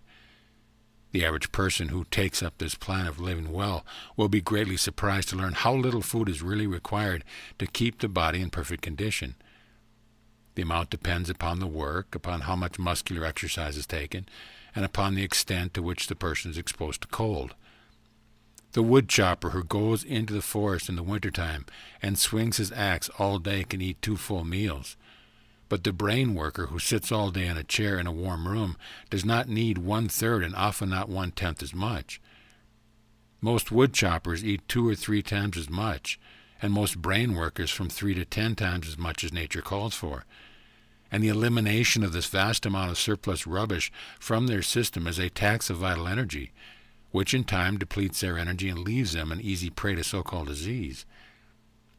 Get all possible enjoyment out of the taste of your food, but never eat anything merely because it tastes good. And on the instant that you feel your hunger is less keen, stop eating. If you'll consider for a moment, you will see that there is positively no other way for you to settle these various food questions than by adapting the plan here laid down for you. As to the proper time to eat, there is no other way to decide than to say that you should eat whenever you have an earned hunger. It is a self-evident proposition that it is the right time to eat, that any other is wrong time to eat. As to what to eat, the eternal wisdom has decided that the masses of men shall eat the stable product of the zones in which they live. The stable foods of your particular zone are the right foods for you, and the eternal wisdom, working in and through the minds of the masses of men, has taught them how to best prepare the foods by cooking and otherwise. And as how to eat, you know that you must chew your food, and it must be chewed. Then reason tells us that the more thorough and perfect the operation, the better. I repeat that success in anything is attained by making each separate act a success in itself. If you make each action, however small and unimportant, a thoroughly successful action, your day's work as a whole cannot result in failure. If you make the action of each day successful, the sum total of your life cannot be failure. A great success is the result of doing a large number of little things and doing each one in a perfectly successful way. If every thought is a healthy thought, and if every action of your life is performed in a healthy way, you must soon attain to perfect health. It is impossible to devise a way in which you can perform the act of eating more successfully, and in a manner more in accord with the laws of life, than by chewing every mouthful to liquid, enjoying the taste fully and keeping a cheerful confidence the while. Nothing can be added to make the process more successful. Whether if anything be subtracted, the process will not be a completely healthy one. In the matter of how much to eat, you will also see there could be no other guide so natural, so safe, and so reliable as the one I have prescribed. To stop eating on the instant you feel that your hunger begins to abate. The subconscious mind may be trusted with implicit reliance to inform us when food is needed, and it may be trusted as implicitly to inform us when the need has been supplied. If all food is eaten for hunger, and no food is taken merely to gratify taste, you will never eat too much, and if you eat whenever you have an earned hunger, you will always eat enough. By reading carefully the summing up in the following chapter, you will see that the requirements for eating in a perfectly healthy way are really very few and simple. The matter of drinking in a natural way may be dismissed here with a very few words. If you wish to be exactly and rigidly scientific, drink nothing but water. Drink only when you are thirsty. Drink whenever you are thirsty, and stop as soon as you feel that your thirst begins to abate. But if you are living rightly in regard to eating, It will not be necessary to practice asceticism or great self-denial in the matter of drinking. You can take an occasional cup of weak coffee without harm. You can, to a reasonable extent, follow the customs of those around you. Do not get the soda fountain habit. Do not drink merely to tickle your palate with sweet liquids. Be sure that you take a drink of water whenever you feel thirst. Never be too lazy, too indifferent, or too busy to get a drink of water when you feel the least thirst. If you obey this rule, you will have little inclination to take strange and unnatural drinks. Drink only to satisfy the thirst. Drink whenever you feel thirst, and stop drinking as soon as you feel thirst abating. That is the perfectly healthy way to supply the body with the necessary fluid material for its internal process. End of chapter. Chapter 13. In a nutshell, there is a cosmic life which permeates, penetrates, and fills the inner spaces of the universe, being in and through all things. This life is not merely a vibration or form of energy. It is a living substance. All things are made from it. It is all and in all. This substance thinks, and it assumes the form of that which thinks about. The thought of a form in this substance creates the form. The thought of a motion institutes the motion. The visible universe with all its forms and motions exists because it is in the thought of original substance. Man is a form of original substance and can think original thoughts, and within himself, man's thoughts have controlling or formative power. The thought of a condition produces that condition. The thought of a motion institutes that motion.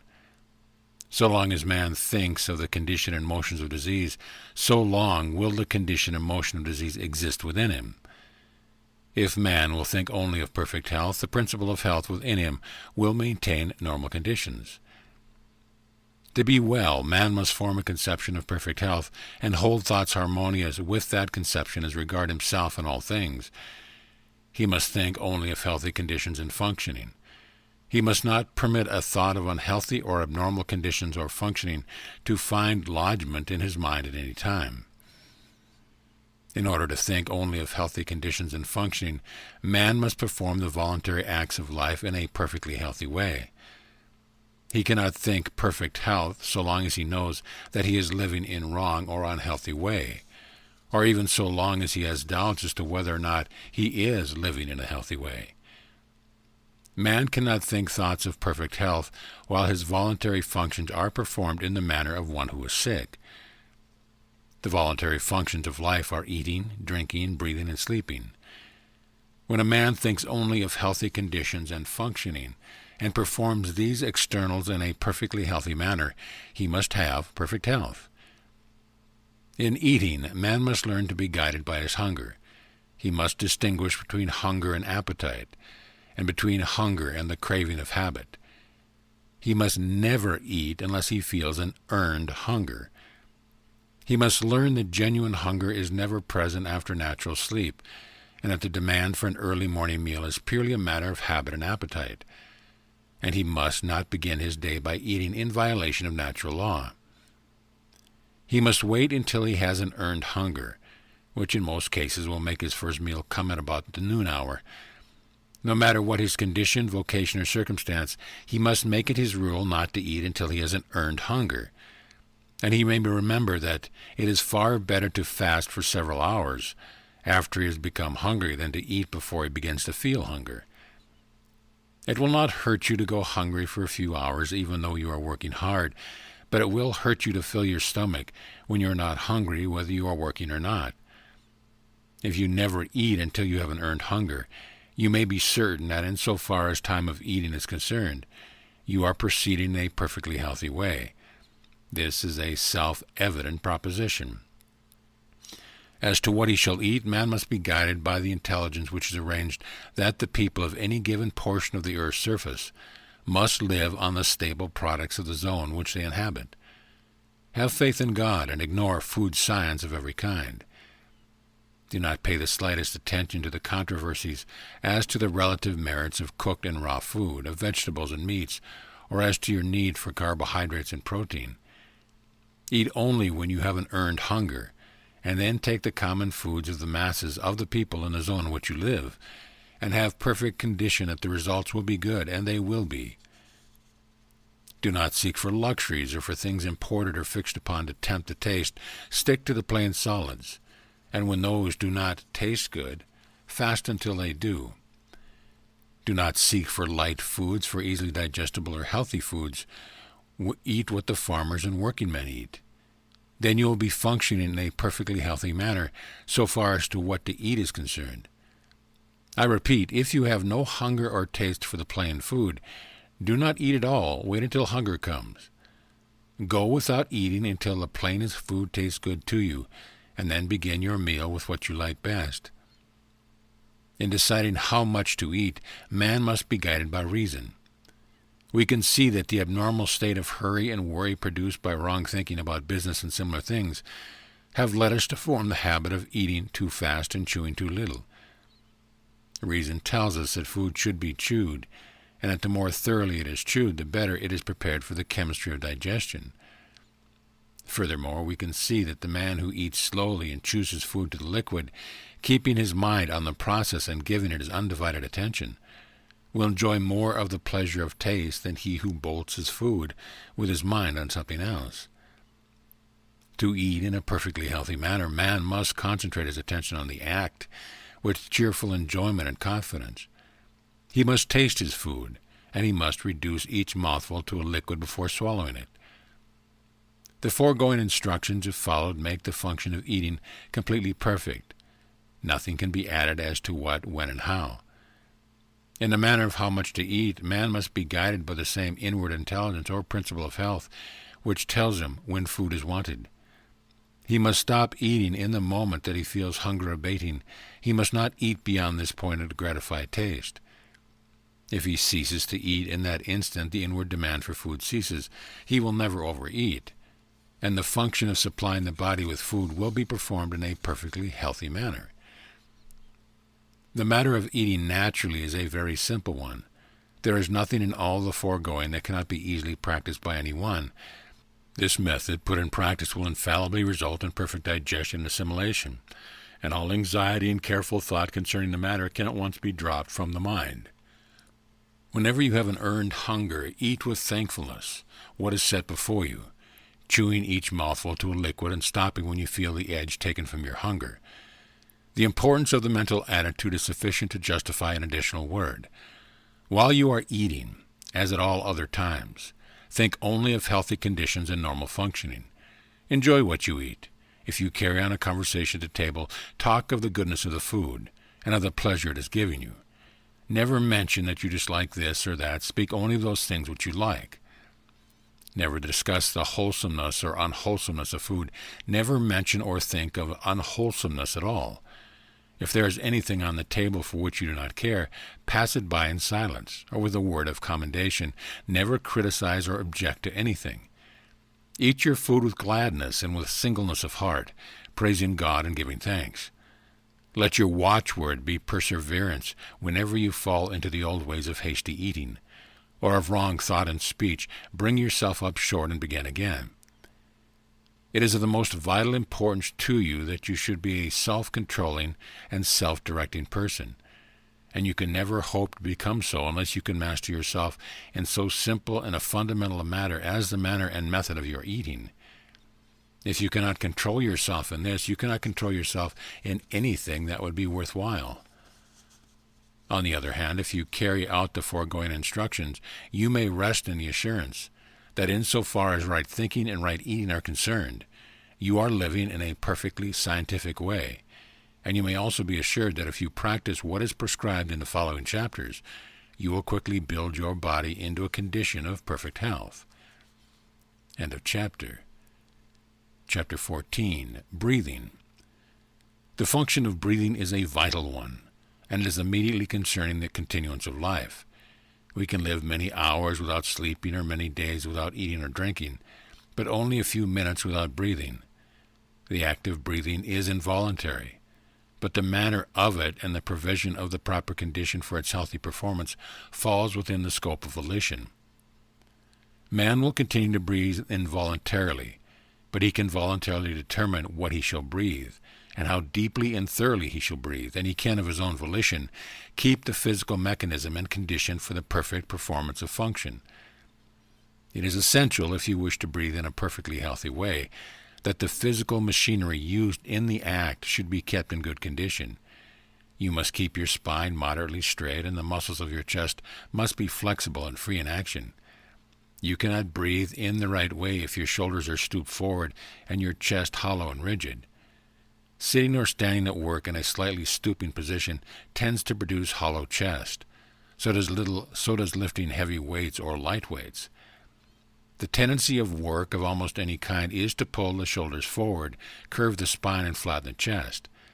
And if the chest is greatly flattened, full and deep breathing becomes impossible, and perfect health is out of the question.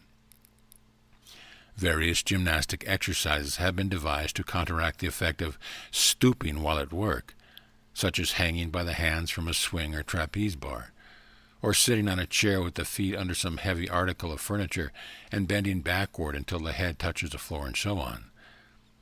All these are good enough in their way, but very few people will follow them long enough and regularly enough to accomplish any real gain in physique.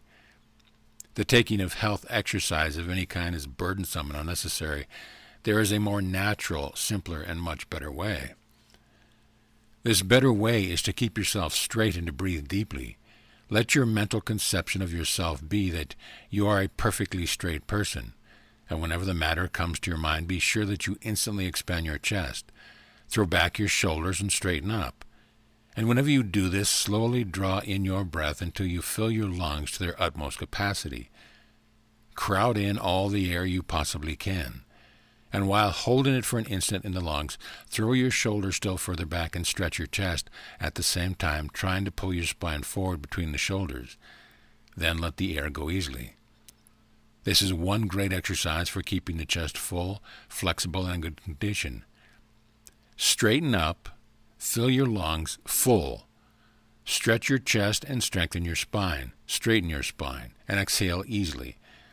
And this exercise you must repeat in season and out of season, at all times and all places. Until you form a habit of doing it, you can easily do so. Whenever you step out of doors into the fresh, pure air, breathe. When you are at work and think of yourself in your position, breathe. When you are in company and you are reminded of the matter, breathe. When you are awake in the night, breathe. No matter where you are or what you are doing, whenever the idea comes to your mind, straighten up and breathe. If you walk to and from your work, take the exercise all the way. It will soon become a delight to you. You will keep it up, not for the sake of health, but as a matter of pleasure. Do not consider this a health exercise. Never take health exercise or do gymnastics to make you well. To do so is to recognize sickness as a present fact or possibility, which is precisely what you must not do. The people who are always taking exercise for their health are always thinking about being sick. It ought to be a matter of pride with you to keep your spine straight and strong, so much so that it keeps your faith clean. Keep your spine straight and your chest full and flexible for the same reason that you keep your hands clean and your nails manicured, because it is slovenly to do otherwise. Do it without a thought of sickness, present or possible. You must either be crooked and unsightly, or you must be straight. And if you are straight, your breathing will take care of itself. You will find the matter of health exercise referred to again in a future chapter. It is essential, however, that you should breathe air. It appears to be the intention of nature that the lungs should receive air containing its regular percentage of oxygen, and not greatly contaminated by other gases or by filth of any kind. Do not allow yourself to think that you are compelled to live or work where the air is not fit to breathe. If your house cannot be properly ventilated, move. And if you're employed where the air is bad, get another job. You can by practicing the method in the preceding volume of this series, The Science of Getting Rich. If no one would consent to work in bad air, employers would speedily see to it that all workrooms were properly ventilated. The worst air is that from which the oxygen has been exhausted by breathing, as that of churches and theaters where crowds of people congregate, and the outlet and supply of air are poor. Next to this is air conditioning, other gases and oxygen and hydrogen, sewer gas, and the effluvium from decaying things. Air that is heavily charged with dust or particles of organic matter may be endured better than any of these. Small particles of organic matter other than food are generally thrown off from the lungs, but gases go into the blood. I speak advisedly when I say other than food. Air is largely a food. It is the most thoroughly alive thing we take into the body. Every breath carries in millions of microbes, many of which are assimilated. The odors from earth, grass, tree, flower, plant, and from cooking foods are foods in themselves. They are minute particles of the substance from which they came, and are often so attenuated that they pass directly from the lungs into the blood and are assimilated without digestion. And the atmosphere is permeated with the one original substance which is life itself. Consciously recognize this whenever you think of your breathing and think that you are breathing in life. You really are, and conscious recognition helps the process. See to it that you do not breathe air containing poisonous gases, and you do not rebreathe the air which has been used by yourself or others. That is all there is to the matter of breathing correctly. Keep your spine straight and your chest flexible, and breathe pure air, recognizing with thankfulness the fact that you breathe in the eternal life. That is not difficult, and beyond these things give little thought to your breathing except to thank God that you have learned how to do it properly. End of chapter. Chapter 15. Sleep. Vital power is renewed in sleep. Every living thing sleeps. Men, animals, reptiles, fish, insects sleep, and even plants have regular periods of slumber. And this is because it is in sleep that we come into such contact with the principle of life in nature that our own lives may be renewed. It is in sleep that the brain of man is recharged with vital energy, and the principle of health within him is given new strength. It is of the first importance, then, that we should sleep in a natural, normal, and perfectly healthy manner. Studying sleep, we note that the breathing is much deeper and more forcible and rhythmic than in the waking state. Much more air is inspired when asleep than when awake, and this tells us that the principle of health requires large quantities of some elements in the atmosphere for the purpose of renewal.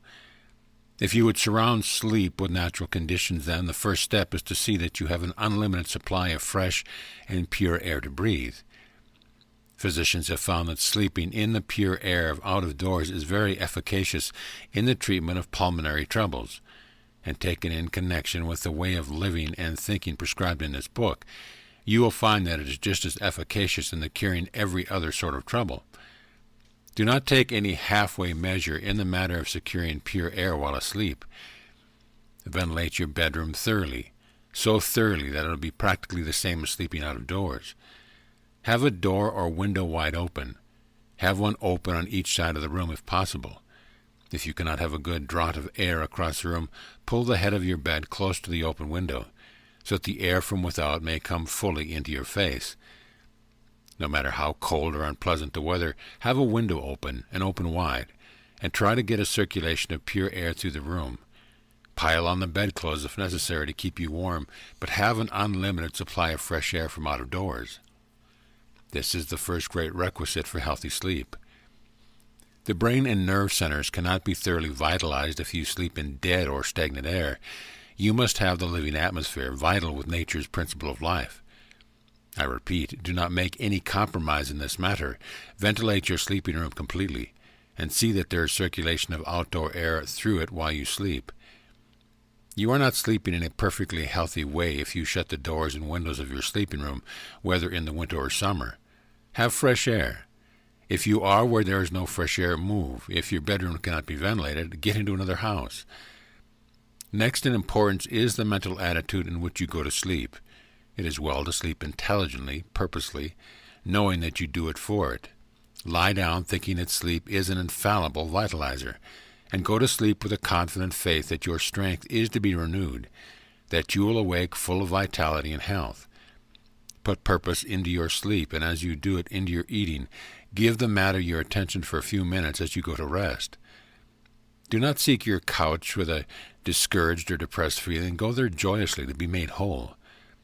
Do not forget the exercise of gratitude in going to sleep before you close your eyes. Give thanks to God for having shown you the way to a perfect health, and go to sleep with this grateful thought uppermost in your mind. A bedtime prayer of thanksgiving is a mighty good thing. It puts the principle of health within you into communication with its source, from which it is to receive new power while you are in the silence of unconsciousness. You may see that the requirements for perfectly healthy sleep are not difficult. First, to see that you breathe pure air from out of doors while you sleep, and second, to put you into touch with the living substance by a few minutes of grateful meditation as you go to bed. Observe these requirements. Go to sleep in a thankful and confident frame of mind, and all will be well. If you have insomnia, do not let it worry you. While you lie awake, form your conception of health, meditate with thankfulness on the abundant life which is yours, breathe and feel perfectly confident that you will sleep in due time, and you will. Insomnia, like any other ailment, must give way before the principle of health aroused to full constructive activity by the course of thought and action herein described. The reader will now comprehend that it is not at all burdensome or disagreeable to perform the voluntary functions of life in a perfectly healthy way. The perfectly healthy way is the easiest, simplest, most natural, and most pleasant way. The cultivation of health is not a work of art, difficulty, or strenuous labor. You have only to lay aside artificial observances of every kind and eat, drink, breathe, and sleep in the most natural and delightful way. And if you do this, thinking health and only health, you will certainly be well. End of chapter. Chapter 16. Supplementary Instructions. In forming a conception of health, it is necessary to think of the manner in which you live and work if you are perfectly well and very strong. To imagine yourself doing things in a way of a perfectly well and very strong person until you have a fairly good conception of what you would be if you were well. Then take a mental and physical attitude in harmony with this conception, and do not depart from this attitude. You must unify yourself in thought with the thing you desire, and whatever state or condition you unify with yourself in thought will soon become unified with you in body.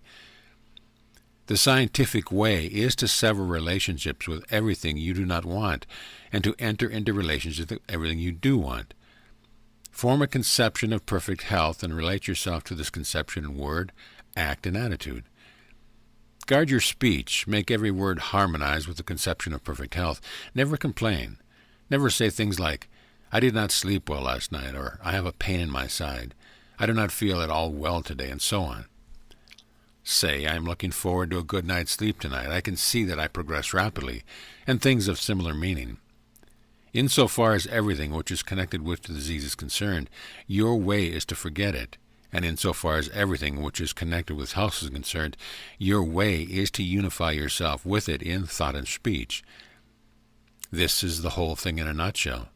Make yourself one with health in thought, word, and action, and do not connect yourself with sickness either by thought, word, or action. Do not read doctor books or medical literature or the literature of those whose theories conflict with whose herein set forth. To do so will certainly undermine your faith in the way of living upon which you have entered, and cause you again to come into mental relations with disease. This book really gives you all that is required. Nothing essential has been omitted, and practically all the superfluous has been eliminated. The science of being well is an exact science, like arithmetic. Nothing can be added to the fundamental principle, and if anything be taken from it, a failure will result. If you follow strictly the way of living prescribed in this book, you will be well, and you certainly can follow this way, both in thought and action. Relate not only yourself, but so far as possible to others, in your thoughts to perfect health. Do not sympathize with people when they complain or even when they are sick and suffering. Turn their thoughts into a constructive channel if you can. Do all you can for their relief, but do it with the health thought in your mind. Do not let people tell their woes and catalog their symptoms to you. Turn the conversation to some other subject, or excuse yourself and go. Better be considered an unfeeling person than to have a disease thought forced upon you. When you are in the company of people whose conversation, stock, and trade is sickness and kindred matters, ignore what they say and fall to offering a mental prayer of gratitude for your perfect health. And if that does not enable you to shut out their thoughts, say goodbye and leave them.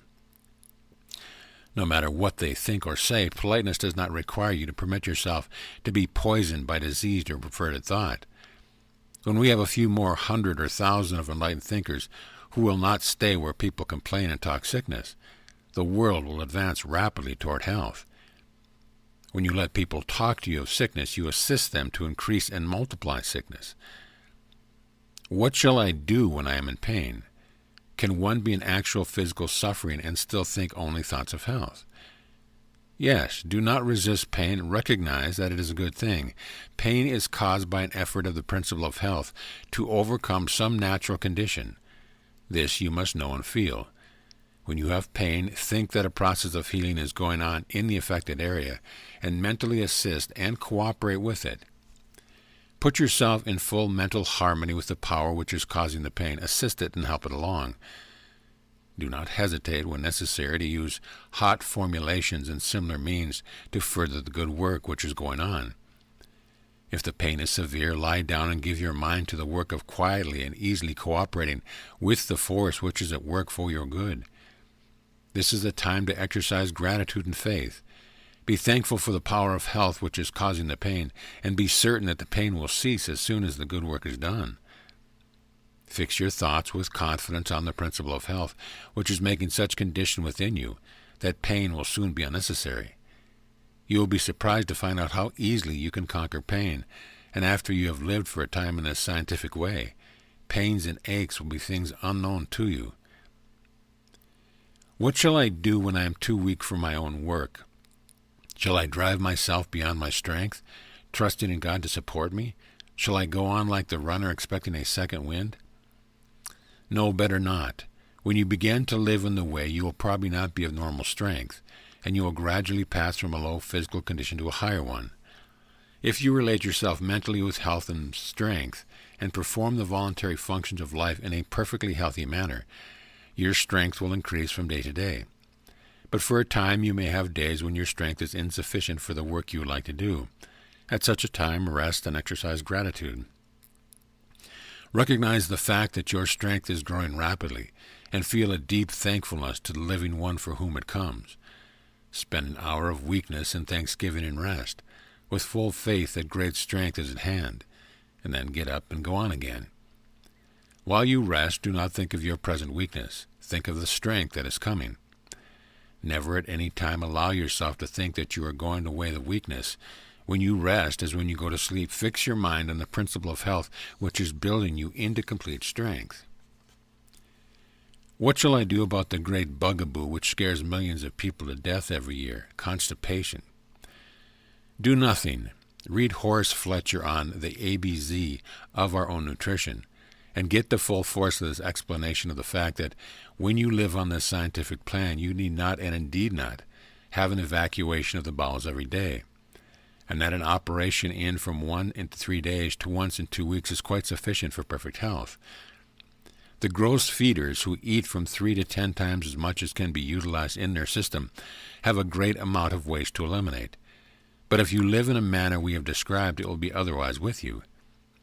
If you eat only when you have an earned hunger and chew every mouthful to liquid, and if you stop eating the instant you begin to be conscious of the abatement of your hunger, you will be so perfectly prepare your food for digestion and assimilation that practically all of it will be taken up by the absorbents, and there will be little, almost nothing remaining in the bowels to be excreted. If you are able to entirely banish from your memory all that you have read in doctor books and patent medicine advertisements concerning constipation, you need give this matter no further thought at all. The principle of health will take care of you. But if your mind has been filled with fear thought in regard to constipation, it may be well in the beginning for you to occasionally flush the colon with warm water. There is not the least need of doing it except to make the process of your mental emancipation from fear a little easier. It may be worthwhile for that. And as soon as you see that you are making good progress, that you have cut down your quantity of food, and are really eating in the scientific way, dismiss constipation from your mind forever. You have nothing more to do with it. Put your trust in that principle within you, which has the power to give you perfect health.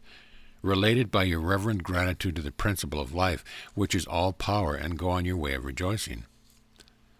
What about exercise?